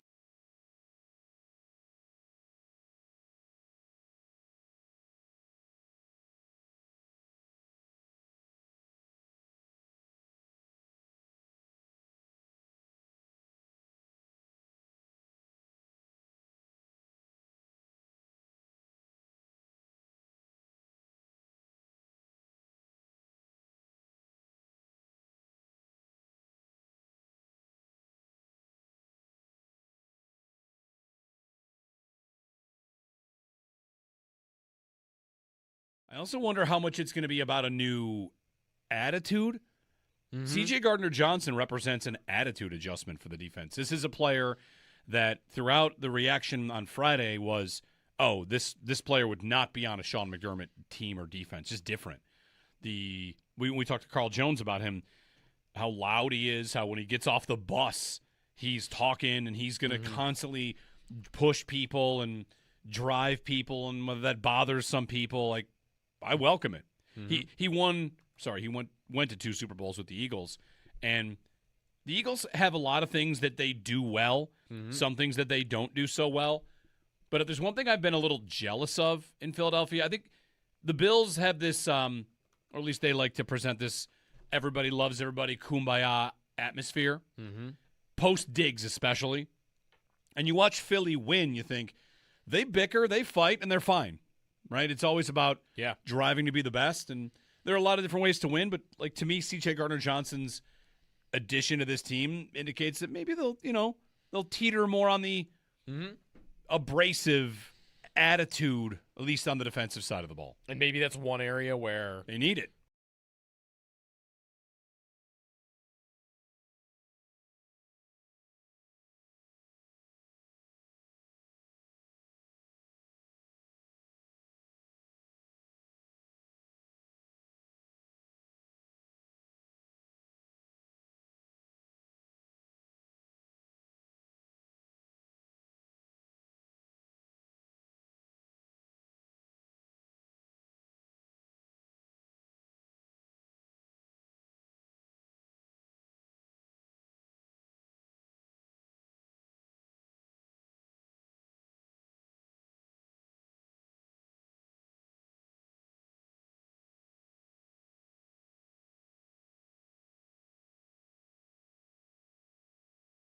Tuck cuts to the middle. Deke scores! Alex Tuck with the win. Alex Lyon with the saves. All hail Alex this night. The Buffalo Sabres bounced back against the Toronto Maple Leafs over the weekend in a nail-biter by a score of 3-2 in a shootout. They head out west for a road trip and start with the Golden Knights for the Sabres after dark at 10 o'clock tomorrow night. Selections for the NCAA men's basketball tournament have been made. Some notable games coming to Buffalo starting on Thursday with Session 1. 6-seed Louisville takes on 11-seed South Florida right around 1:30. Session 1 continues with 3-seed Michigan State taking on 14-seed North Dakota State right around 4 o'clock. Session 2 begins with 1-seed Michigan taking on the 16th seed, which would be the winner of UMBC, or Howard right around 7:10. And Session 2 continues with 8-seed Georgia taking on 9-seed St. Louis right around 9:45. Team USA, they advanced to the final of the World Baseball Classic after defeating the Dominican Republic 2-1 over the weekend. They will play the winner of Italy and Venezuela. Around the NFL, the Giants agreed to terms with wide receiver Darnell Mooney, formerly of the Falcons, on a 1-year, $10 million deal. The Chargers, they agreed to terms with quarterback Trey Lance on a 1-year, $6.75 million deal. NFL Network's Mike Garafolo, he believes the Eagles can't pay Dallas Goedert if they keep A.J. Brown, and they can't take on both salary cap hits. Mike Florio, he reports that the Rams explored trading away wide receiver Devontae Adams amid trade talks with the Eagles regarding A.J. Brown. And on the PGA Tour, Cameron Young finished 13 under par to win the Players at TPC Sawgrass. Those are your Paddock Chevrolet sports headlines. Paddock Chevrolet with you for the extra mile since 1935. I'm Joe Calio, Western New York's voice of the fans, WGR.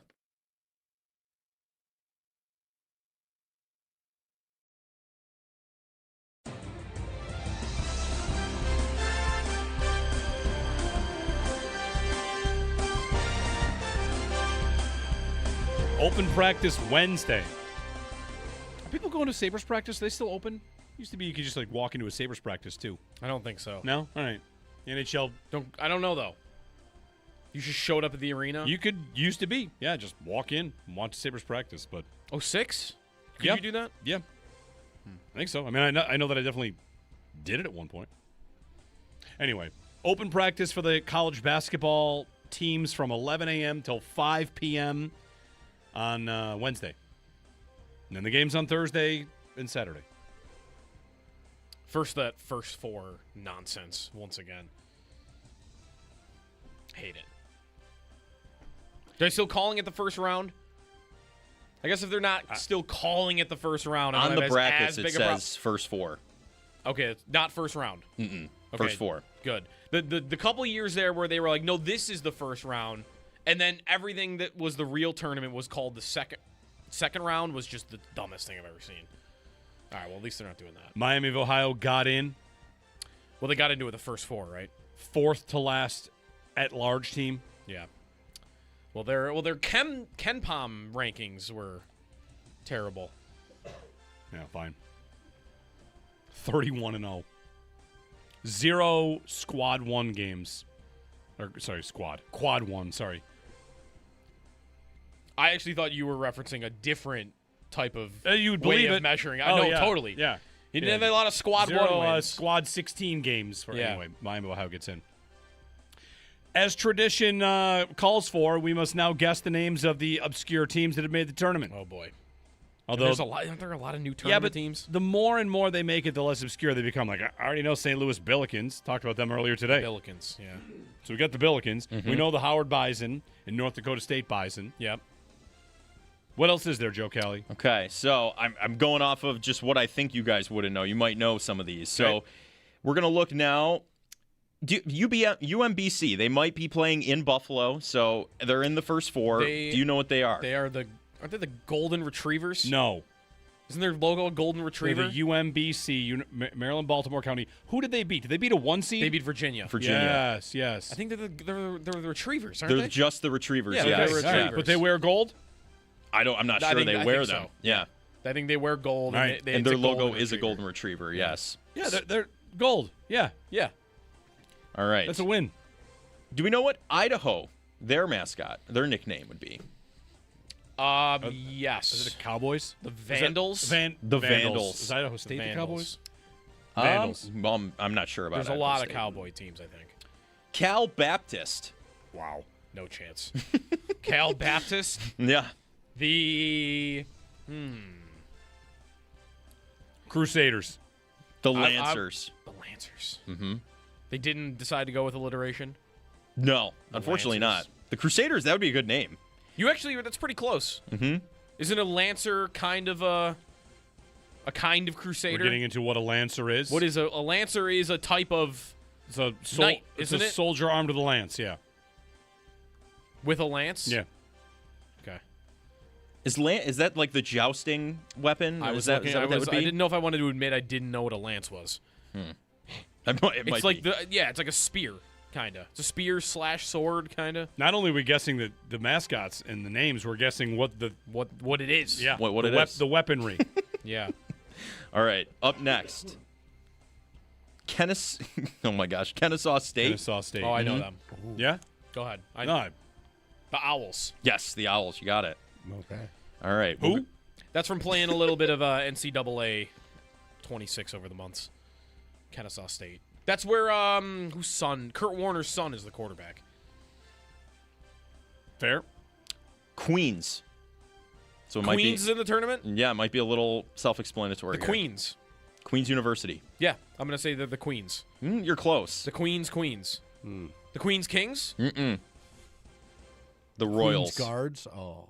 Queens Royals. Queens Royals. Was that close? You were in royalty. You were in the category, right? Yeah. Okay, you're right. That is close. Okay. Yes, definitely close. Okay. All right. Siena. Saints. Yes, got that one. Okay. We know that one. All right. Wright State. WRIGHT. The Wrongs. Okay, the Wright State. I mean, I'm thinking, Wright brothers, right? Like the planes, something, the jets. You should have a plane Pilots. theme. The pilots. The pilots. There we go. I like that. It is the Raiders. Stupid. Fine. The Wright Raiders? Yes. The Wright State Terrible. Raiders. Terrible. Not even alliteration, technically, because it's a WR. Yeah. All right. And then... I think that's still alliteration. Is it? I think so. The sound? I don't think it matters. Sound-based. I don't think it matters what the first defined letter by the is. sound, yeah.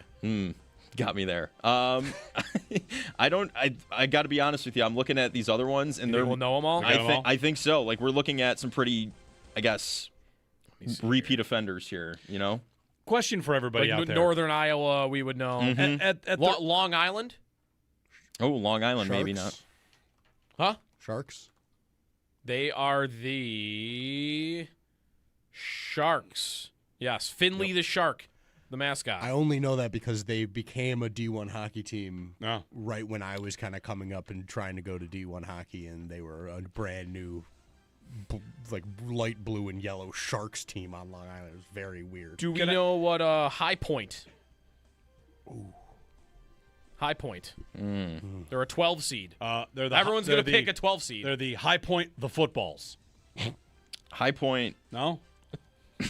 No. I like it more than what they are. I got receiver on the brain over here. You want to it's High good. Point the football. You pick something creative, which is not what they did by picking the Panthers. Oh, okay. High Point To be Panthers. the 7,000th team to just say, hey, we're the Panthers. I have a old person question about the tournament. Will you guys allow it for a moment? Sure. Absolutely. And when I say old person, I mean I'm old enough to now be able to say and bring conversation where I say, like, it doesn't seem the same as it was when I was young. I want to do that a little bit here. Okay. That could entirely be because of Syracuse. Could be because of NIL. Could be because of conferences always shifting. Could be a million things. Could be because guys don't stay in school. Like, whatever. Is it the same as it used to be? Is it still... Are we watching it because it's on? Are we, as a country, as fully invested as we used to be? Is it resting on its laurels a little?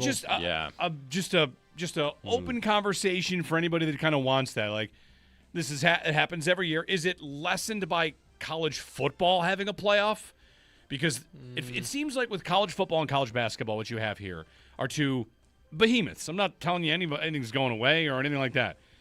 College football has all these problems, and it's getting bigger. And it's not, I don't think, suffering at all from the things that people don't like. Would you say the same is true of college basketball? That it's not suffering at all from these things that... Because all the college football did was colleges realigned everything for football. And the basketball teams all kind of have to follow along. Like, all right, I guess we're in this conference now. I guess we're doing this now. I guess we're doing that. And that's all. I think the tournament is still the tournament. But is it just that? It's no longer, Krzyzewski and Roy Williams. Is it the coaches aren't as big of stars as they used to be?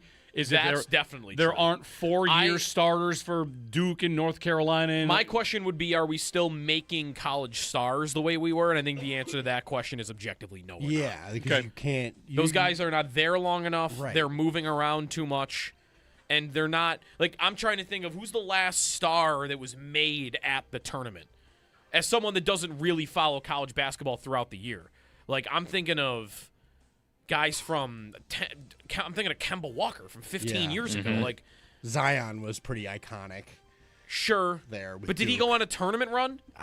He was just blew there out of that and we shoe, knew. basically, is all I remember. I Is do him remember blowing out of the shoe. Right, who went through the tournament and became a star, Who's knocking that? off. Who's Leitner now? They don't have him. There was that awkward-looking white kid that was hitting threes like a maniac on a 16 seed a couple I feel years like ago. there are 3 of those every year. I think that's probably right.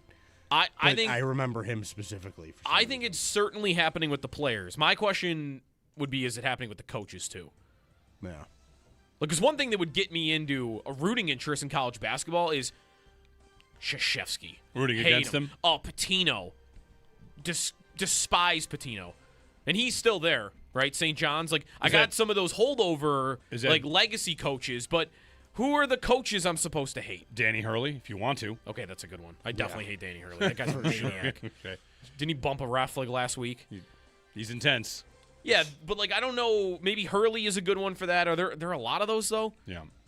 I still got Calipari hanging around. I really might, again, like I said, raising my hand on myself. It might just be me. When I was a kid, Selection Sunday was one of my favorite days of the year. And I would hand draw not just Syracuse.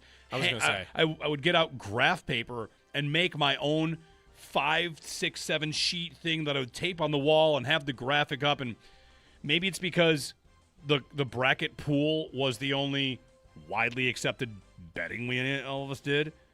I don't know. Maybe. You win a bracket, that's a big deal. Now you can get a bracket challenge anywhere. Strangers can invite you to one. Right. Not that it's bad. I don't know. I don't know what is different. If it is different, it was just kind of a thing I'm thinking this week. Like, I'm definitely going to watch it and get into the buzzer beaters and get into all of it. But, I don't have my Syracuse, so. I think I'm Syracuse is hurting you too. Let's go South sure. Florida. Yeah. Let's have this guy win the title, and then he'll be too good, and Syracuse won't be able to get him. Yeah, right. I'm a Bulls fan. South Florida, right? The Bulls. They are. Yes. You got it. All right, USF. Let's go USF, and go. They're an 11 seed. Go rescue Syracuse. South Florida, yeah, 11 seed. CJ in West Seneca quickly. CJ, good morning. Hey, guys, morning. Jeremy, I think you're totally right. Like, the days of mid-majors making deep runs in the tournament, I think are over, because last year was the first time in God knows how long where if you were a guy that loves picking chalk, all 4 of the 1 seeds made it to the Final Four. Yeah. And I think the days of, like, George Mason going deep or, like, Butler before they got really good, if you're a halfway decent player, you're hitting the portal and you're getting paid to go to a major program. So, I mean, the Final Four and the Elite Eight are going to be great because the best teams are going to be there, but if you're picking Furman or someone to go deep to the Elite Eight, I just don't think we're going to see that any longer. Yeah. Thanks, CJ. Yeah, whether it's NIL and the transfer portal or just it could be a number of factors, and it could all just be that it's fine, and, some people check out for different reasons. Furman, by the way, you know their nickname? They're in the tournament.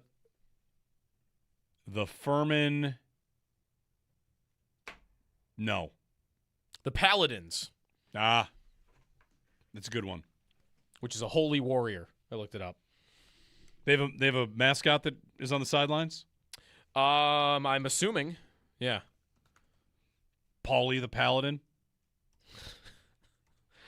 It better be. I don't see him having a name. He must have a name. Yeah, he just looks like a purple knight. Okay. Yeah. He rides a white horse named Fury onto the field at It's Victor the Paladin. Okay. There you go. Fine. 803-0550. Matt Perino, top of the hour. He and John Scott have you from 1 to 3 today and this week on WGR. So we'll talk to Matt about the Bills offseason at this point, get his thoughts on that, and kind of preview what he and John Scott have coming for you from 1 to 3 this week here on WGR.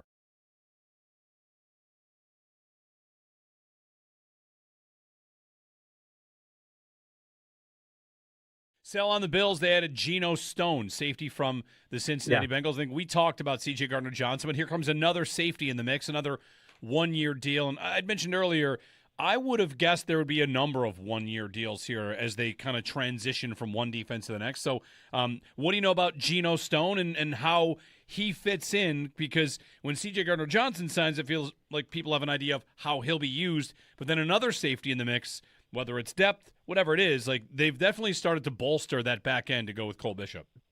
Yeah, I mean, he's kind of a little bit the antithesis of C.J. Gardner-Johnson. You kind of got a little bit of both here, which is C.J. Gardner-Johnson is kind of a wild variance, right? I mean, like he's going to make plays on the ball and then he's going to frustrate you sometimes because he's not going to be in position because he's trying to do a little bit too much, right? Like, but he's a heck of a football player.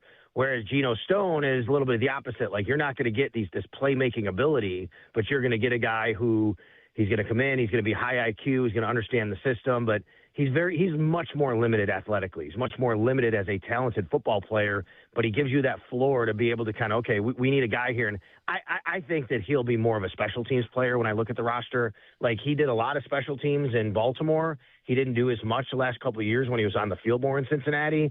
But I think that's what you're looking at here. You kind of get the balance between C.J. Gardner-Johnson and Geno Stone here. Right. Is it because there was a lot of, how poor some of the numbers are for him in Cincinnati over the last couple of years. And that's when he started over 2 years every game for Cincinnati. And here, unless you get a couple of injuries, I don't think the plan is for him to go out there and start every game for you. Correct, Joe. I mean, like, he's a limited player who should be in a limited role. And if he has to have a really big role, then, you're like, okay, well, we need something better here. I don't want to compare it to DeMar. I always said DeMar was better than people gave him credit for, and he was a higher floor guy, right? DeMar that's what he was, though. He's high floor, not a high ceiling. Like, DeMar knew what his, and I say knew like in a past tense. He's unsigned. He could come back for all I know. But, I mean, like that was the guy they had. Like, okay, we'll put him on the field when we need to, and then he did have to play. And when he did play, if you're like, okay, you need something more. Like, yeah, that's what I think you're getting in a guy more like Geno Stone, which is okay. He can play and understand the role, but if we have to use him quite a bit, that we probably need something better there.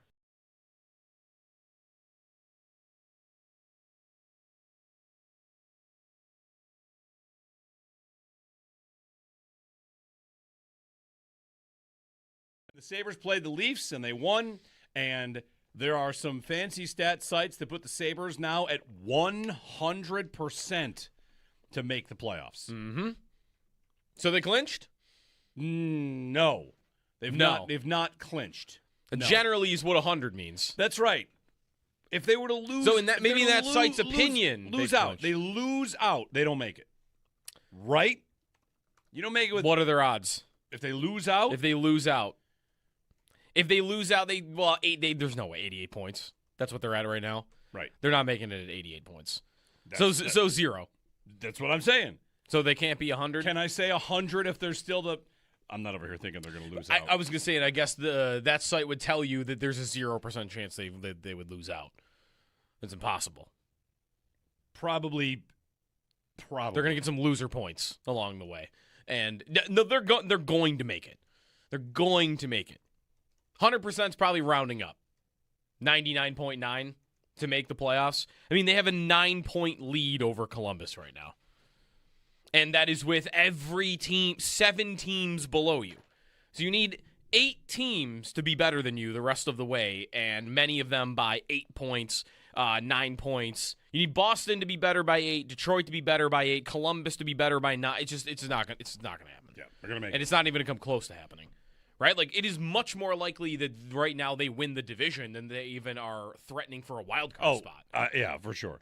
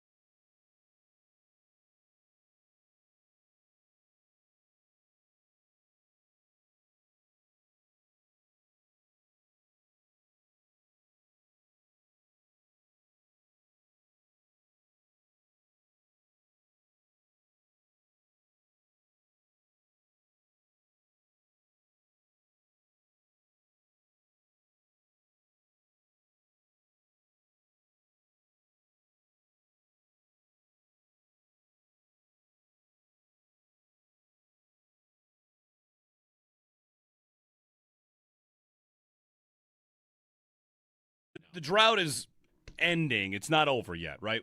You're saying 100%. That doesn't mean the drought is over. I always wondered that. Like, right. how do we work? Is it the first day? Does all that's happening now count as the drought? I think it does. It's between playoff games. Everything between playoff games, I think, is fair game. So McDermott's first year. All right, this is beautiful. It's a perfect Monday conversation. Does the Andy Dalton to Tyler Boyd play happen during the drought?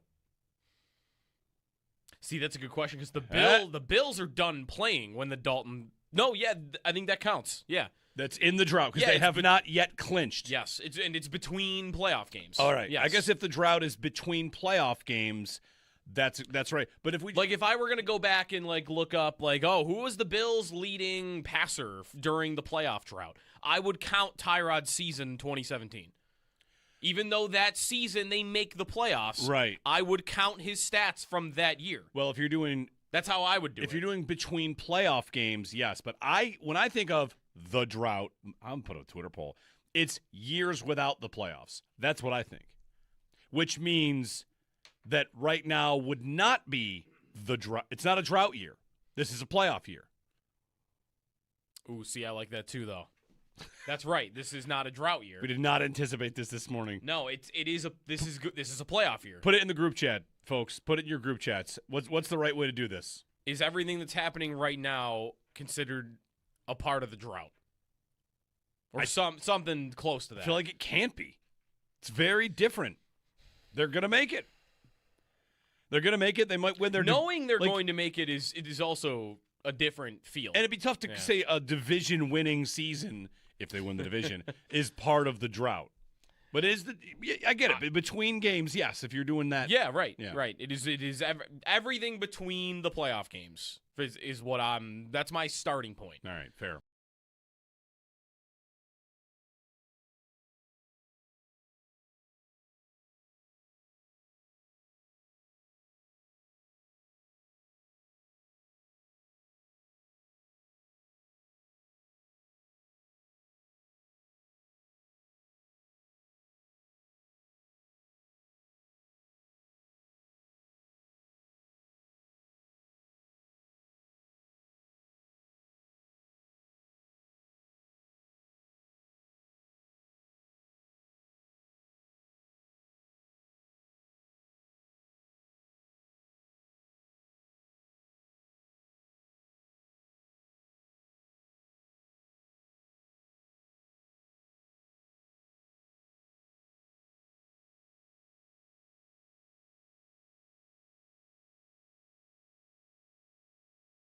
The Buffalo Sabres bounce back against the Toronto Maple Leafs over the weekend in a nail-biter by a score of 3-2 in a shootout. They head out west for a road trip and start with the Golden Knights for Sabres After Dark at 10 o'clock tomorrow night. Selections for the NCAA men's basketball tournament have been made. Some notable games coming to Buffalo starting on Thursday. Session 1 begins 6-seed Louisville taking on 11-seed South Florida right around 1:30. Session 1 continues with 3-seed Michigan State taking on 14-seed North Dakota State. Should be right around 4:05. And then Session 2 begins with 1-seed Michigan taking on the 16th seed, which will be the winner of UMBC or Howard, approximately at 7:10. And Session 2 continues on with 8-seed Georgia taking on 9-seed St. Louis right around 9:45. Team USA advances to the final of the World Baseball Classic after defeating the Dominican Republic 2-1 over the weekend. They will play the winner of Italy and Venezuela. And looking around the NFL, the Giants, they've agreed to terms with wide receiver Darnell Mooney, formerly of the Falcons, on a 1-year, $10 million deal. The Chargers agreed to terms with quarterback Trey Lance on a 1-year, $6.75 million deal. NFL Network's Mike Garafolo, he believes the Eagles can't pay Dallas Goedert if they keep A.J. Brown, and they can't take both salary cap hits. Mike Florio reports that the Rams explored trading away wide receiver Devontae Adams amid trade talks with the Eagles regarding wide receiver A.J. Brown. On the PGA Tour, Cameron Young finished 13 under par to win the Players at TPC Sawgrass. The Paddock Chevrolet Sports Update. Paddock Chevrolet with you for the extra mile since 1935. I'm Joe Cali on Western New York's Voice of the Fans, WGR.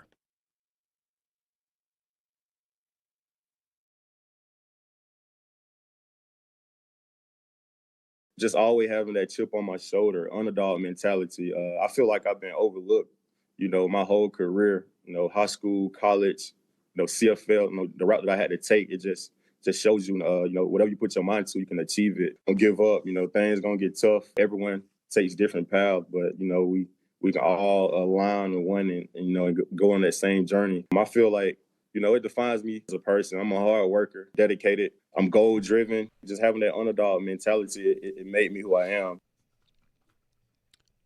New Bills corner D. Alford. Bills have added in free agency and through trades to this point. We're going to talk about it with Matt Perino, who will be filling in this week. He and John Scott have the 1 to 3 shift through the week, and we'll talk Bills. And whatever else comes up, you got the tournament this week. Mr. Perino, good morning. Hello, guys. How are you? I saw that your esteemed co-host Ryan Talbot has dubbed you and John Scott as Flope and the Bald Dog. So good. Which I think is very well done. You, of course, being Flope in this scenario. It's so funny because one of the first comments when I tweeted on Friday that we were doing the show this week was, wow, man, that Perino, he always teams up with follically challenged co-hosts. And I got a kind of a kick out of that. Obviously, Ryan and John are both bald, but I think first of all, they're good-looking dudes. Yeah. And they rock the bald look as well as I rock the hair look. So listen, we're gonna let it rip. Bills beat reporter Matt Perino, Syracuse.com, host of the Shout podcast with Ryan Talbot, and he'll be on again 1 to 3 with John Scott this week. Maybe we get some signings. Matt, I asked Sal this question about like wave number 3 here. If there's another wave of free agents, we saw the big names go. There are still some big names out there, but whatever the next step is for the Bills, I don't know if you have a couple of targets out there, guys that would make sense in your eyes as they start to continue to reinvent this defense. But there are still some moves to be made, and I'd imagine we get some movement in the NFL this week.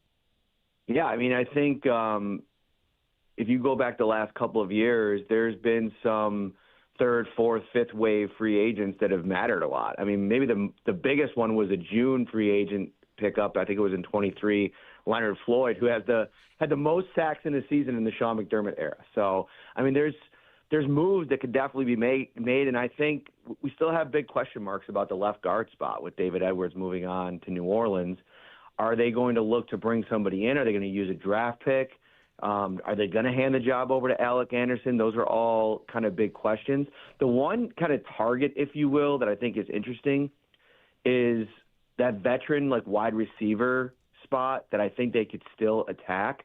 I was really high going into free agency on the idea of Christian Kirk. I watched him in the playoffs last year, a couple months ago, and he looks like he still has a ton of juice. If you can get him on a really low contract as kind of this year's version of Brandon Cooks, I think you like that a lot, especially if you pair that with attacking the position again in the draft, or for the first time in a while in the draft. Yeah. And that to me gives you the kind of options. Like if you get to July and end of August and you got to make 53-man cut-down decisions and you have to make a move off of a Josh Palmer or off of a Keon Coleman because of the work that you did over the next couple of weeks, so be it, because you need to put together the best room that you can. And I don't think anything that those two guys have done over their Keon his first 2 seasons and then Josh Palmer last season earns them just some kind of role in perpetuity going into this season. Do you think, as we talk about receivers here, you brought it up, so that's why I'm going to keep going on it. I get it. But do you think that what we've seen from the Bills, there's been a coaching change, of course, the GM stays.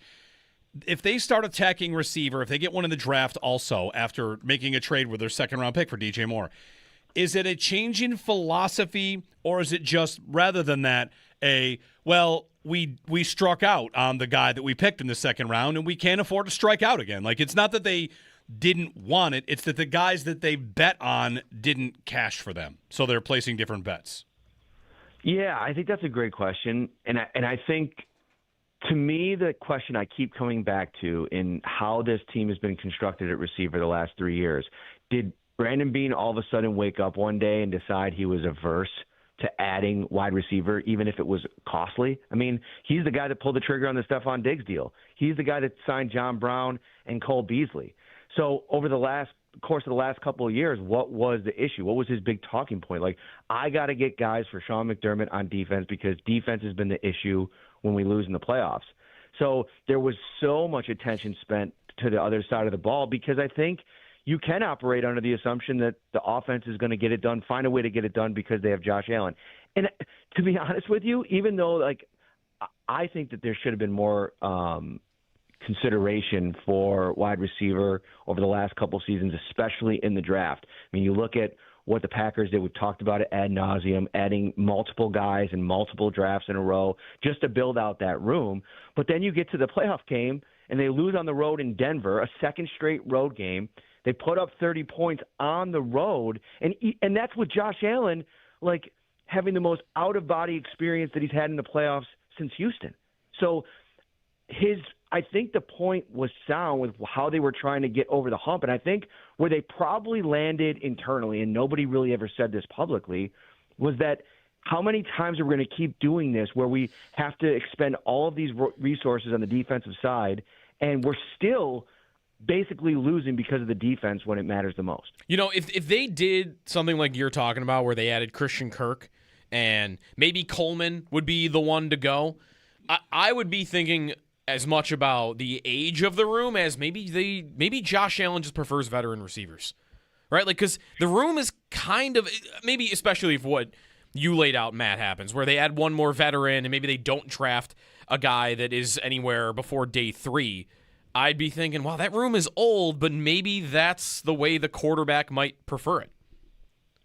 I think that's a big piece of it, probably, and it's always seemed to take young receivers with him a while to get integrated into the offense. Even if you go back to Gabe Davis, there were a couple of moments that first season, but if you remember, the first really big splash performance was probably that Indianapolis Colts playoff game where he made a couple plays on the sideline, and everybody started talking about, oh, wow, Gabe Davis is actually might be a dude, and he had a better sophomore season and so on. So maybe they've figured that out, and maybe they're pivoting and going back to the veteran well. And I also think that there's the Keon Coleman stuff it's so hard to predict because so much has happened over the last 2 years. So many things have been said. The dramatic arc of his is very interesting. But I do think there's a world where you now have DJ Moore, an adult in the room. I think that Brandon Cooks was that adult in the room last year, and that meant a lot to Keon Coleman. And I think he needs that presence, and he never really had it. You could probably say that Mac Hollins was that guy, but was he? And then Amari Cooper, he's not really – he's kind of more of the do like I do, not like do like I say. So I think that having a guy like Moore is going to help to start. And then if you add another guy like Brandon Cooks, maybe there's a world where you live in where Keon Coleman figures it out and is a contributing part of this offense consistently this season. Would you bet on him being on the team? Joe and I go back and forth about this a lot, and I find myself believing them that they will do what it takes to try to make this thing work. If they were to move on, they'd be fine. It'd open up a different job, and maybe the skill set they want would be a little different too. But where would you place your bet? That he is on the team or that he's moved? I think he's going to be on the team only because I don't think they can do enough repair on the situation to get the value that it would necessarily need to move him.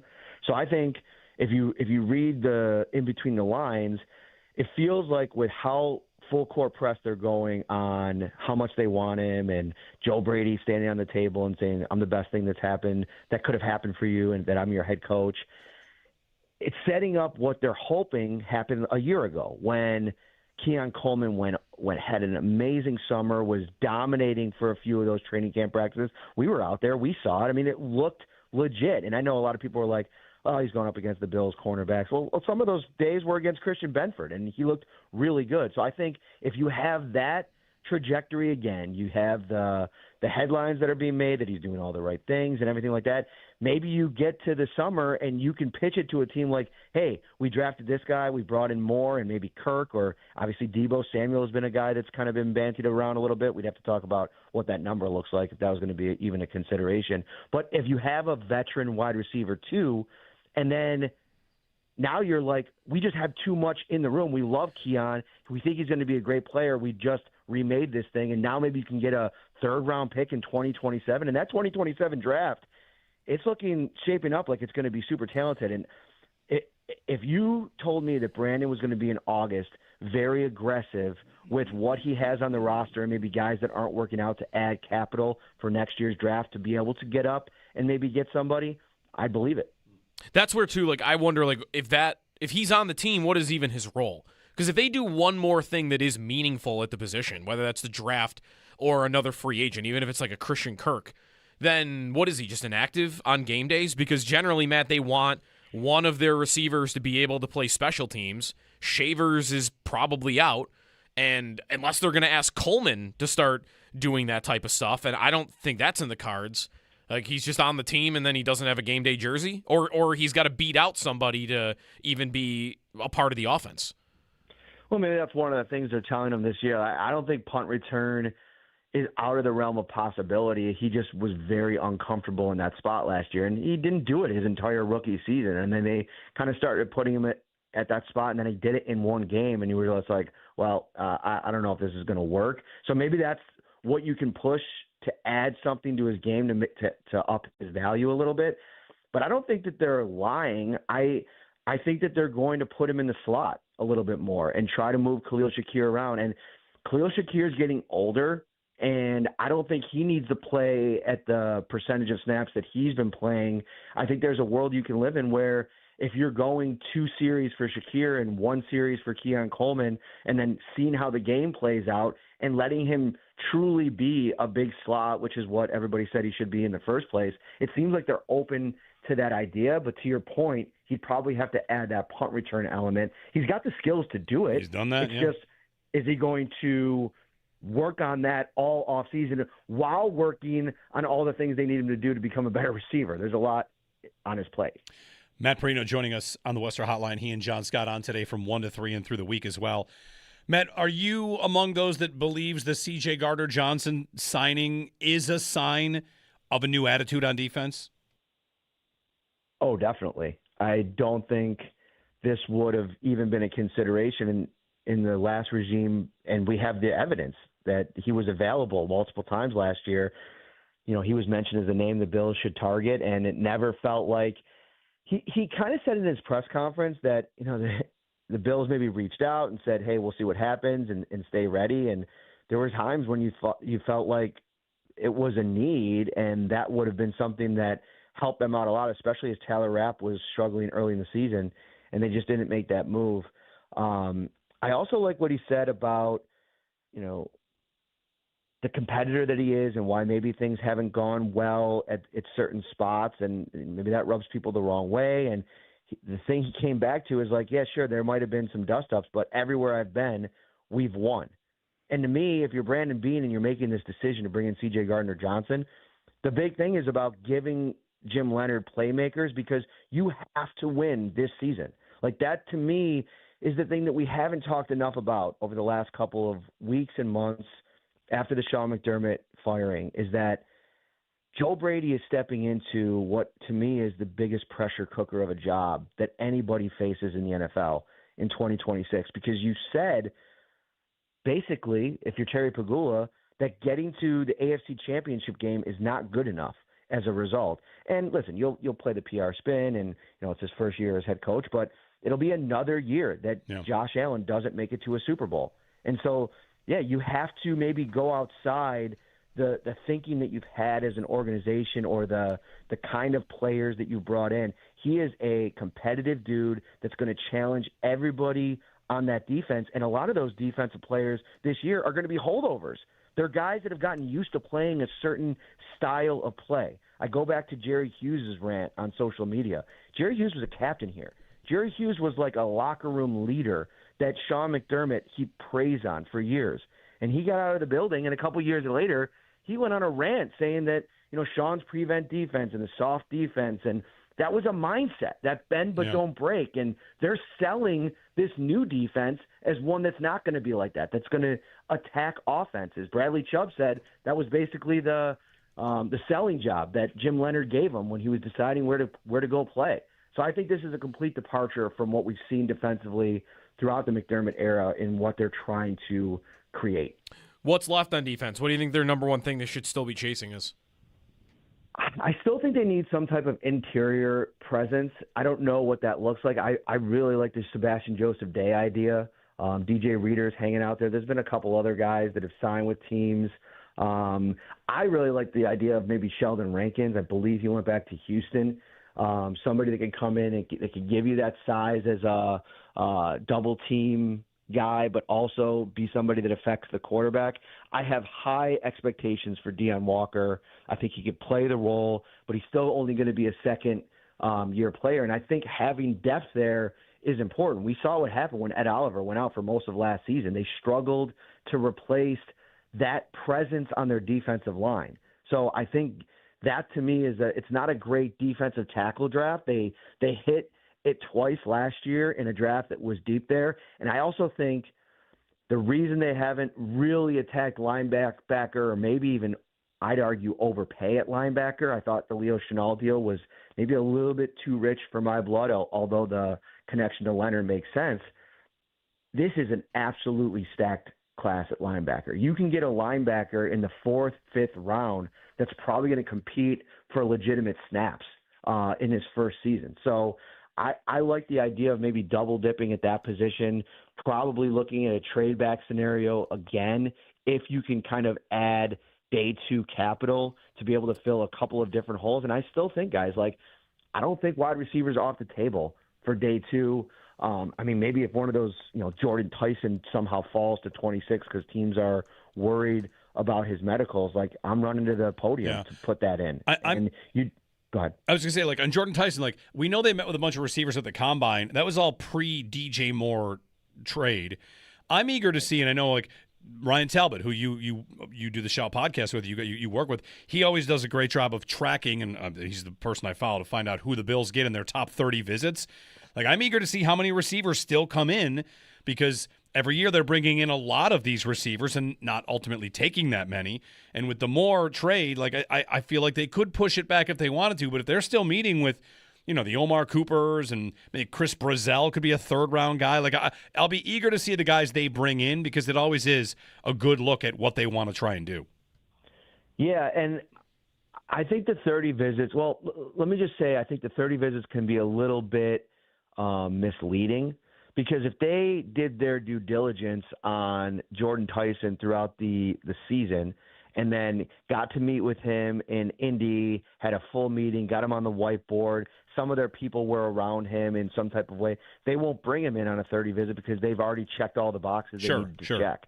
So really, some of those guys that are coming in on 30 visits, they're just checking to see if there's anything that we missed that would take them off our board. Because there's been some 30 visits over the years where I've been, why are they bringing that guy in? That doesn't really make a lot of sense. And, you talk to people after the fact, and you kind of start saying, well, we just wanted to make sure what we had on them was right.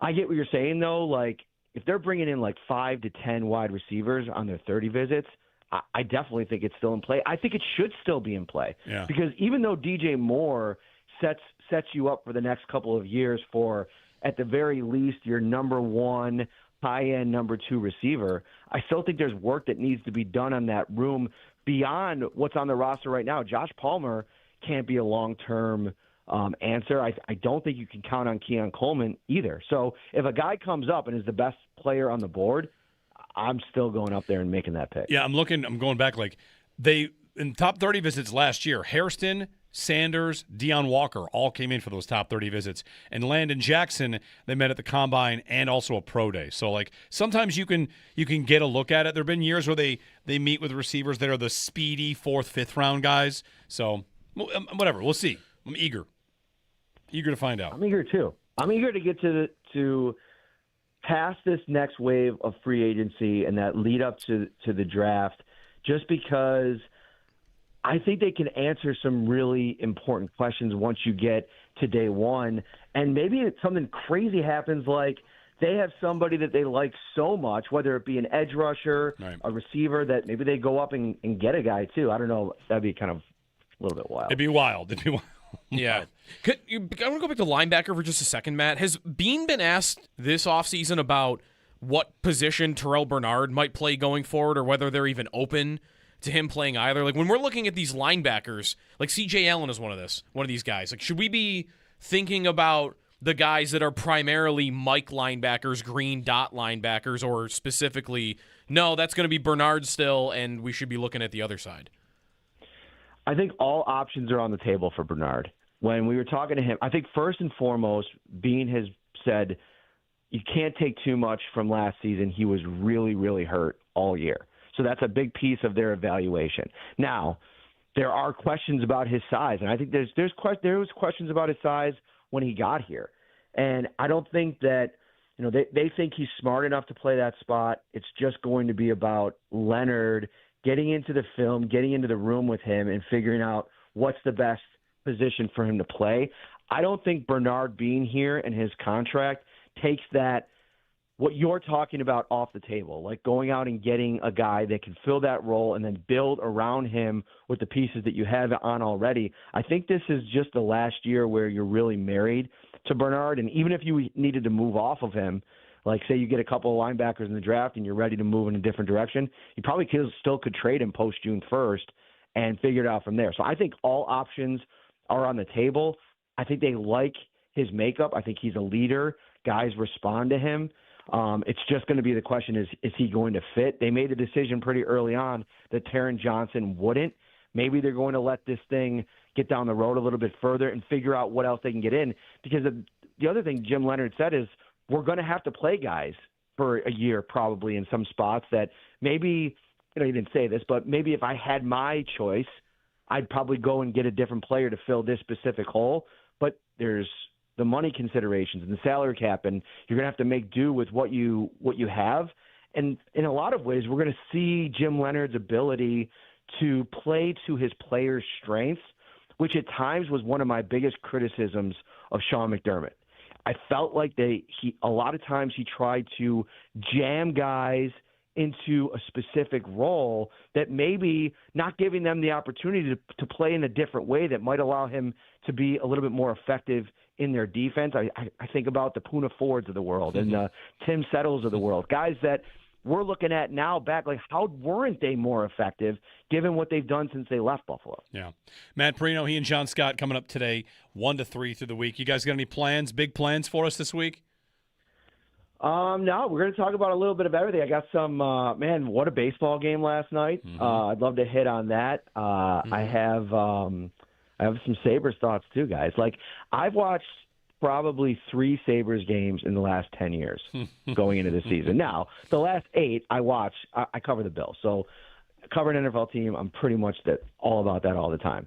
I've probably watched 20 games this season, maybe a little bit more. And my son is super into it. And so I've literally spent the last 3 months catching up. I have a cousin and uncle that are huge Sabres fans, so I'm just pelting them with questions all the time. I want to talk about this whole Alex Tuck situation. I got a lot of questions. I got a lot of thoughts, and I agree with you guys. I think this third defensive line pairing is a problem. Correct me if I'm wrong. Did Shen fall down twice last game? Yes, he fall did. Down? Yes, he did. It's like when he was going to turn his hips to kind of stick with the forward, he just went down. Yeah. Not ideal. No. I'm told, though, that, you're going to need these guys in the playoffs. But I'm like, what if they can't stay on their skates? Yeah. It's a fair question. It is a fair question. All right. Well, excited to see you in here. I don't know if you're taking my seat or if John's taking this seat. Doesn't much matter. They're pretty similar seats. But excited to listen to you and John later today and through the week. Thanks, guys. Matt Perino of Syracuse.com, the Shout podcast as well. He and John Scott from 1 to 3 today and through the week as well. So be sure you tune in. Shen did fall down twice. Yeah. I also took note. I don't think it cost them either time. I think they recovered in time. But it was like, down he goes. Because they're moving. Those defensemen on this team with this system are moving, and you got to be able to skate. Curious. God, that guy just can't skate anymore. Curious fits, huh? Curious fits. I don't think Stanley has looked ridiculous in that way. He definitely looks slow. Yes, he does. But he's jumped up into play a couple of times, I think it's looked a little better. I do think it'd be easy to look slow on this team because it's a very fast team. Like, I actually was surprised looking earlier that Stanley's numbers, they're outshooting their opponent when he's out there through 3 games. Yep. Like, the scoring chances are even. He's gotten outscored 2-0, but the numbers don't look horrible yet for Stanley. It's just more he just looks slow. Shen can't skate. 803-0550, our phone number. When we get back, the coolest thing that happened this weekend, and I also want to name the Vegas and Seattle NBA franchises. Seattle's going to be the Supersonics. They have to be. They have to be. 100% they have to be. They have to be. But let's name a Vegas basketball team. Keep in mind, LeBron's probably going to own that Vegas basketball team. The Kings. Oh, wait, the Kings are already taken by. Kings are they're unavailable. Are you sure? I bet the NBA be like. You think they could buy it from them? Hey, look, Sacramento, listen. You guys need a rebrand anyway. Freshen it up. We'll take Kings from you, and you can do your new thing. They would have a vote, and the Sacramento Kings representation would be like, guys, we're still here. We're in the league, huh? Oh, and your name is the Kings? They're like the entire what's his face from Office Space that still works there, but in the Melvin? basement. Melvin. Yeah. The Sacramento Kings are Melvin from Office Space. Well, I'm right here, guys. Yeah, so Las Vegas Kings it is. All right, let's name the Vegas team and also get to the coolest thing that happened this weekend. Coming up here on WGR.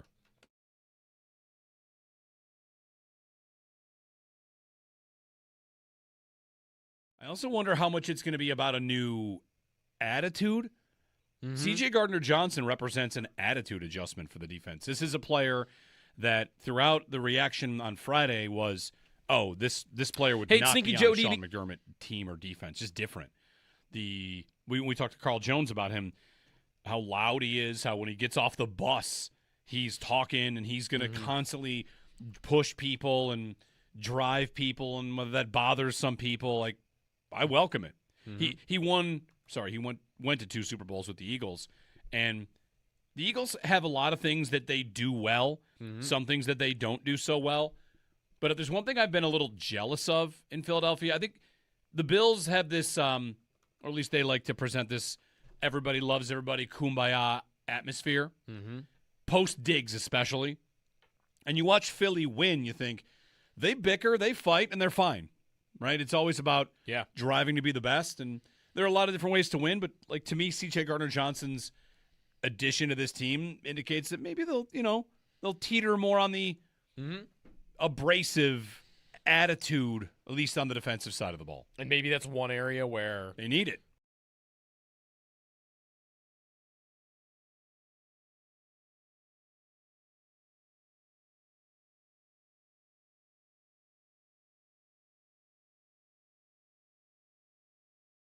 I also wonder how much it's going to be about I'm thinking of the last month of the season here, like how do they find the best versions of what they are?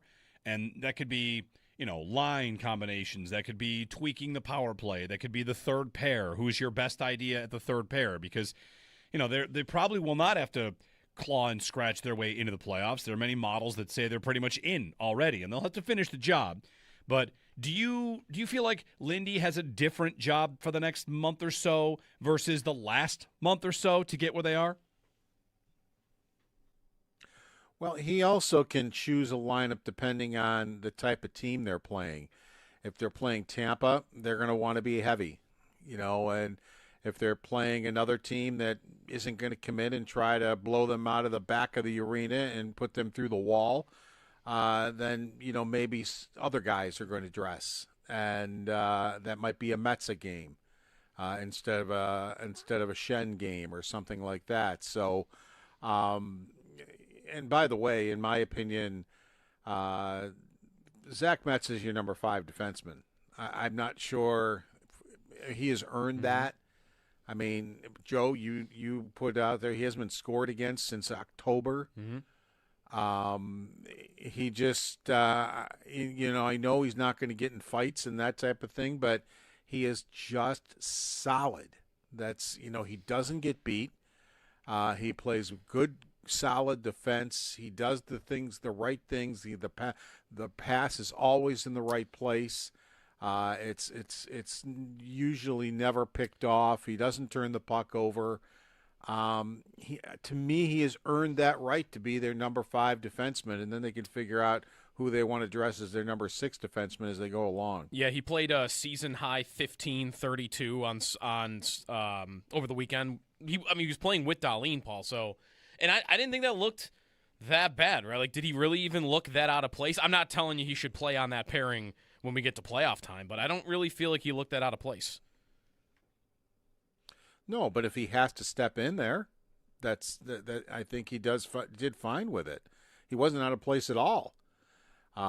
playing with Darlene. So, if for whatever reason injury forces him into that role, I think he's just fine. I don't think it's not going to bother him at all. I don't think it's going to bother the team at all.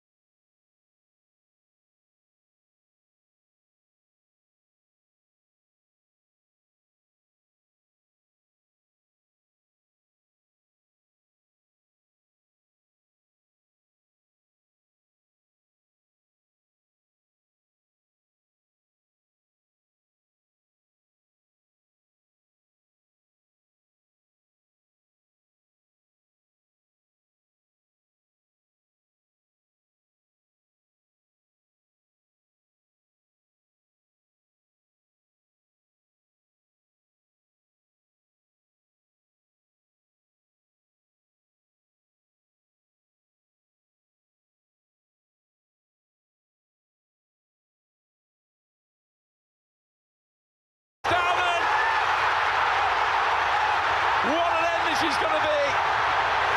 Max Darwin, the youngest goal scorer in Premier League history. What an impact he's made. What a player he's going to be. What a story this is.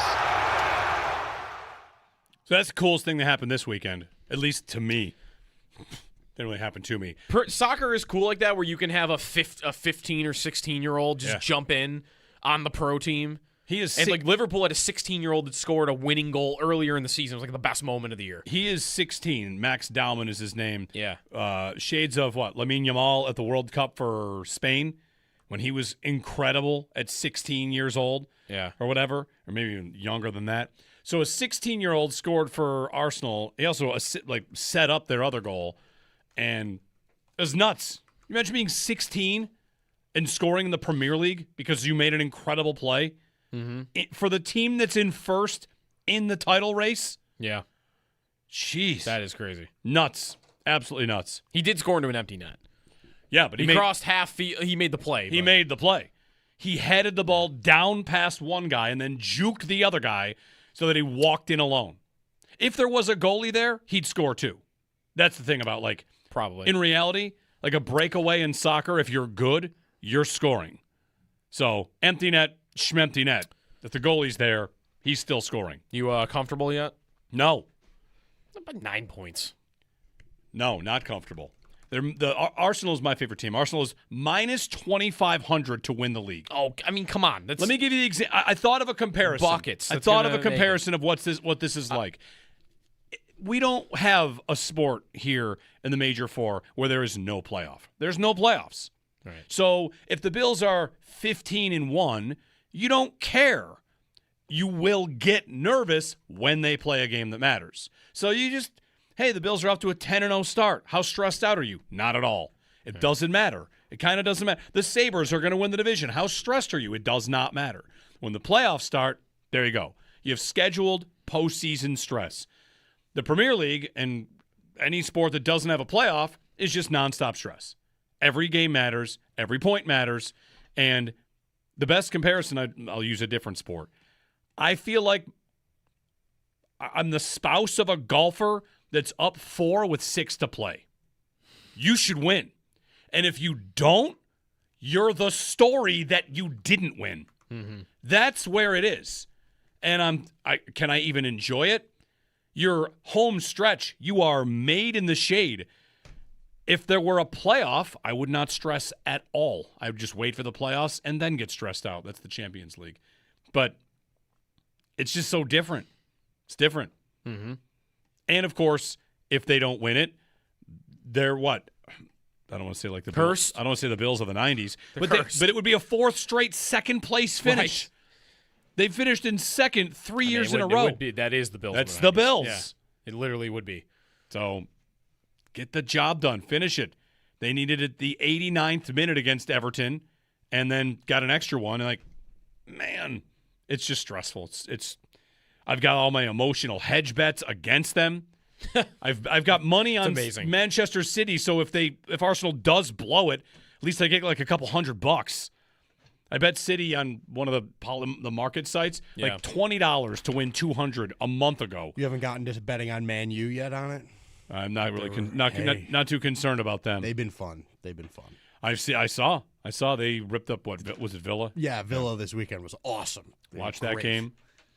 Bruno made a pass. I saw. Unbelievable. He's good. He's got the record for assists in a year now. Yeah, anyway. He passed Beckham. Passed David Beckham. Very nice. It's pretty good. So year. Stress. Meanwhile, Arsenal doesn't play another league game in the Premier League. They play it's weeks. There's an international break coming up, and they also have a week off. So they don't play a league game for like a month. April 11th. Wow, yeah. A month. That's wild. Intense. And then the week after that is City. So, hey, it's fine. I'm fine. Let's give the Las Vegas basketball team a name. Okay. Seattle's got to be the Sonics. And to this point, yes. There's news today the NBA is going to vote on adding 2 teams. The expansion fee could be between $7 and $10 billion. Wow. So that's $20 billion that would just be split by the other owners. So to be clear, some version of there's a vote today where 30 teams will vote. Should we all get checks for $600 million plus? Right. I'm a yes. Yeah. I'm a yes on that. Yes, I will. I get to write down the words the letters YES, and I get $600 million. Yeah. For simply existing. Right. They're going to pass it. Yeah. With unanimous approval. And I'm sure. The Sonics, Seattle has to be the Supersonics. I was trying to think of all the franchises that have ever moved, and a team has moved and eventually ditched their name. Almost everybody goes back to their old name. Houston Texans, the Oilers, did not. But I think they wanted to, and the Titans blocked just wouldn't do it. They might have blocked it. Yeah, because they owned the rights to Oilers, and they wouldn't give it back. Would the Thunder block the Sonics? Do they own that? They probably do, but they shouldn't block it. Yeah, I'll have to look. I guess they do own it, I think. The Browns went back to being the Browns, right? The Charlotte Hornets, they drifted, and then they went back to being the Hornets. Like, you usually have the team go back to the name that they had. Yeah. Right? I'm trying to think else, like who else? Teams that left and got their name back. But Seattle should be the Sonics without a doubt. It's a great name, the Seattle Supersonics. The team name Supersonics is officially reserved for a returning Seattle franchise according to a legal agreement with the Oklahoma City Thunder. Perfect. So they already have it worked out. They're going to be the Sonics, and they should be. Yep. And Vegas will be the what? What should Vegas be? You know me. I hate every expansion name. Do you like what Golden Knights ended up being, though? Did you like that one? It's fine. It's not great. It's fine. It's better than some. It's better than most. It's better than Kraken. It's way better than Kraken. It's better than Kraken? Way better. Is it better than any of the gambling reference team names? Because they didn't do that for the hockey team. They aren't doing that. I mean, is the baseball team going to just be the A's? Should be. Yeah. Okay, so it'll be the Las Vegas A's. You'll be the Vegas Golden Knights. And then, so I guess nobody's really stepped into it except WNBA because they're the Aces. The Aces. So that's taken. Mm-hmm. You want to be the Blackjacks? No. You want to be the Snake Eyes? No. This is where I hate every team name you could possibly. Is there no gambling idea that you would like? There's no gambling idea they should pick. The High Rollers? They should not pick anything the least bit gambling related. No. Okay. The best one I saw was like the Vipers. The Vegas Vipers? I don't know. It's fine. There was a Madden Create-A team named the Vipers forever ago. Okay. So there you go. It's very much Create-A team. How about the Dust Devils? No, God, that's a vacuum. Oh, that's a dirt. Well, I mean, that's a dirt devil. No. Scorpions. No, it's Dust Devil too. I think. Right. I think it's a dirt devil. Is it okay? Black and Decker dirt devil. Scorpions. No. The Sin City Scorpions. No, they can't be Sin City. They won't do that either. Marketing. They won't do it. They'll wear a jersey that says Sin City eventually, but they won't just be Sin City. City jerseys. Yeah. They won't be Nevada. They'll be just like the hockey team. They'll be the Vegas. I got a list of 100 ideas here. There's got to be one that All I right. like. How about Las Vegas Neon? No, terrible. That's number 5 on the list. Absolutely terrible. That's number 5 on this list. The Venom? No. We have overdone the singular name. For a while, when when I grew up, that was cool. Now every stupid name, the Mammoth, the Kraken. No Venom. How about the Phantoms? That's the best answer we've gotten yet. I'm impartial. A 5-second hesitation. I'm impartial. What else you got? Phantoms. The Coyotes. No. The Mustangs. No. No? The Spiders. No. The Vandals. No. You just mentioned Idaho is the Vandals in college. The Spheres? The NBA made... The Spheres! The NBA and made... it could be a basketball. Not going to be the Spheres. The NBA made the Bullets change their name because of violent imagery of bullets to Wizards. Right. Like, so keep that in mind when it comes to, like, imagery and Outlaws, Vandals, stuff like that. Outlaws is like... Every expansion team ever is considering Outlaws, and nobody ever picks it. Nobody ever picks it. Did it come close, though, for somebody? Utah came close with it. Yeah. Wasn't it like in the final 3? It was better than Mammoth. How about this is, I think, a play on Area 51, the Invaders? Nope, terrible. Horrible. That's bad. The Hounds, the Cobras, the Apollos. I don't know the reference on that one. The Silver. That's bad. All terrible. The 21s. How about the Strips? That's good. It's not good. They won't do that. The Stealth. No. You already told us you're Awful, out on. Awful. The Werewolves. The Shockers. Oh, wow, I can't do that one. Some of these are getting bad. The Las Vegas Wildlife. No, Wildfire. No. The Zombies. Now they're getting dumb. The Aliens. Does the chat have anybody the here? Las Vegas Strength. This is becoming The chat is going for the tough. Vegas Buffet. Love it. Vegas, right? Go for it. The Vegas, the Aces is taken. The Jacks, no. The Mob, no. Doesn't LeBron have 1,000 nicknames? Let me go look at his nicknames. Does he have one that could be played into a team name that isn't the Kings? The Chosen. The Las Vegas Chosen.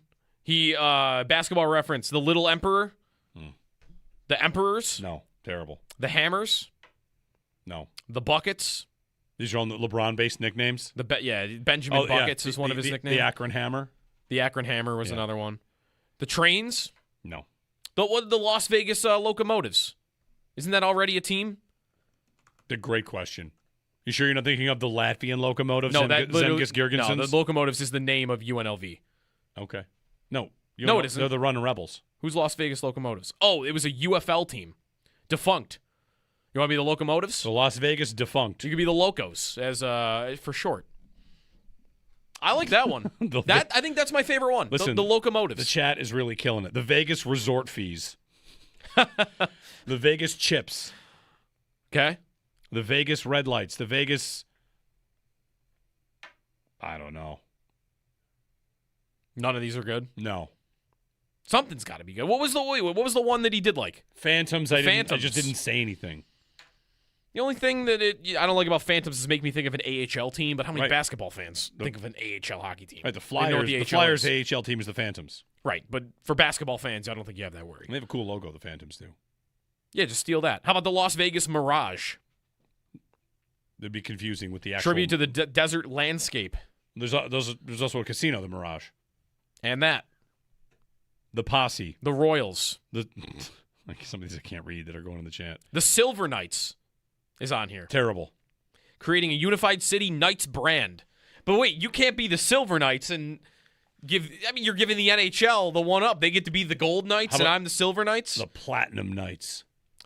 Now, that is one-upping the NHL team. The Platinum Knights. The Vegas Platinum Knights. Will they be the Diamonds?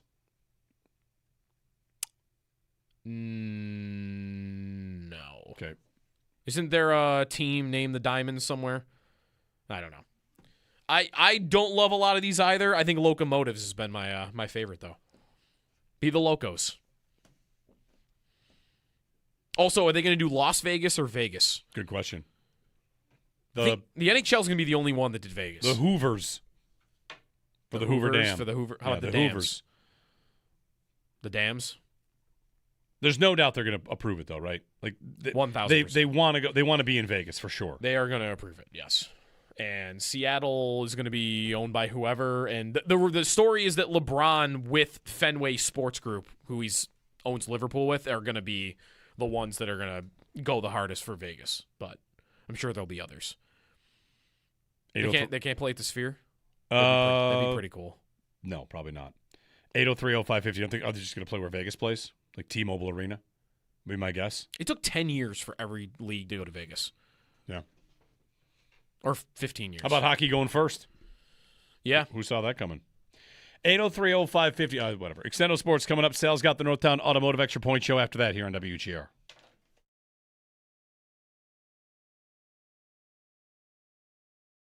I'm thinking of the last month of the season here. Like, how do they find the best versions of what they are? And that could be, line combinations. That could be tweaking the power play. That could be the third pair. Who's your best idea at the third pair? Because, they probably will not have to claw and scratch their way into the playoffs. There are many models that say they're pretty much in already, and they'll have to finish the job. But do you feel like Lindy has a different job for the next month or so versus the last month or so to get where they are? Well, he also can choose a lineup depending on the type of team they're playing. If they're playing Tampa, they're going to want to be heavy, and if they're playing another team that isn't going to come in and try to blow them out of the back of the arena and put them through the wall, then, maybe other guys are going to dress. And that might be a Metza game instead of a Shen game or something like that. So Jeremy White here when it comes to fighting rust and this by the season. way, in my opinion, Zach Metz is your number 5 defenseman. I'm not sure he has earned that. I mean, Joe, you put out there he hasn't been scored against since October. He just, I know he's not going to get in fights and that type of thing, but he is just solid. That's, he doesn't get beat. He plays good, solid defense. He does the right things. The pass is always in the right place. It's usually never picked off. He doesn't turn the puck over. To me, he has earned that right to be their number 5 defenseman, and then they can figure out who they want to dress as their number 6 defenseman as they go along. Yeah, he played a season high 15-32 on over the weekend. He was playing with Darlene, Paul. So, and I didn't think that looked that bad, right? Like, did he really even look that out of place? I'm not telling you he should play on that pairing when we get to playoff time, but I don't really feel like he looked that out of place. No, but if he has to step in there, that I think he did fine with it. He wasn't out of place at all playing with Darlene. So, if for whatever reason injury forces him into that role, I think he's just fine. I don't think it's not going to bother him at all. I don't think it's going to bother the team at all.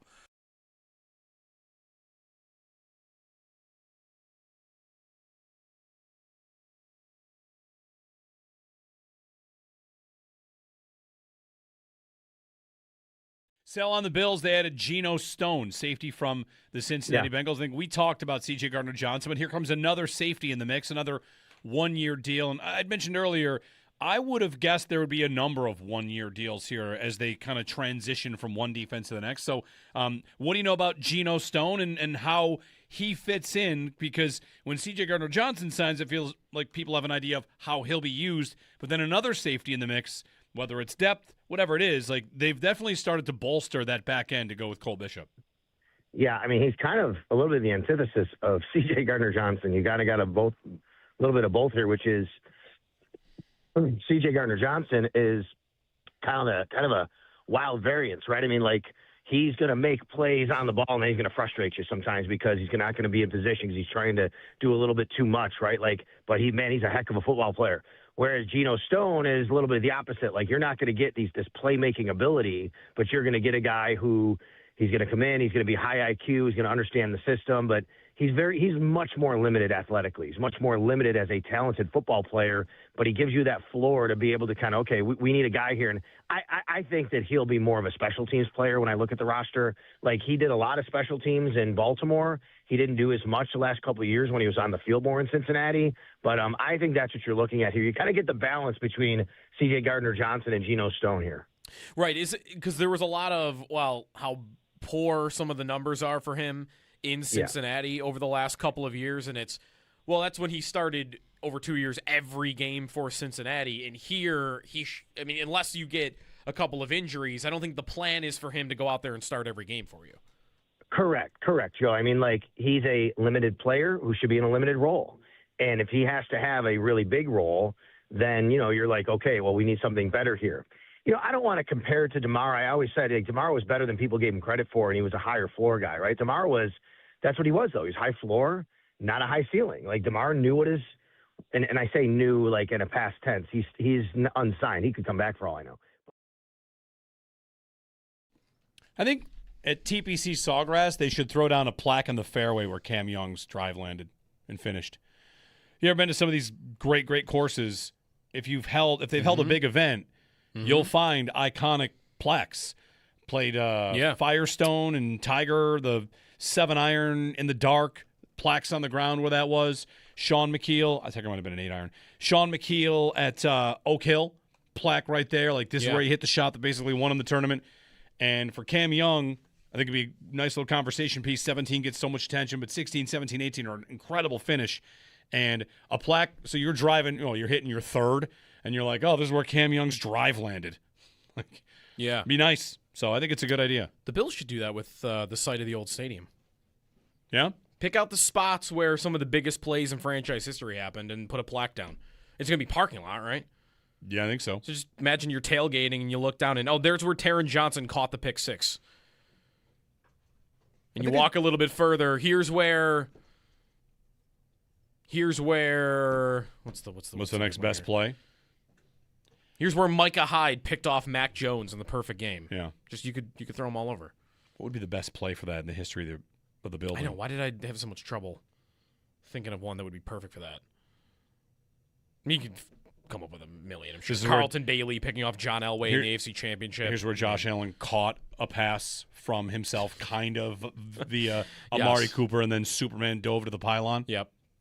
That'd be a good one. Look for some new stadium updates soon. Little walk through the concourse, visuals. Here's where Trent Edwards ran out of bounds on 4th down. Yeah. Or was that Bledsoe? I mean, or did they both do it? They might have both done it. We're like 5 months away from being in that stadium. Yeah. Preseason's August, Not that far. All right. Return of the blue and red before that, right? Yeah, that's usually early August.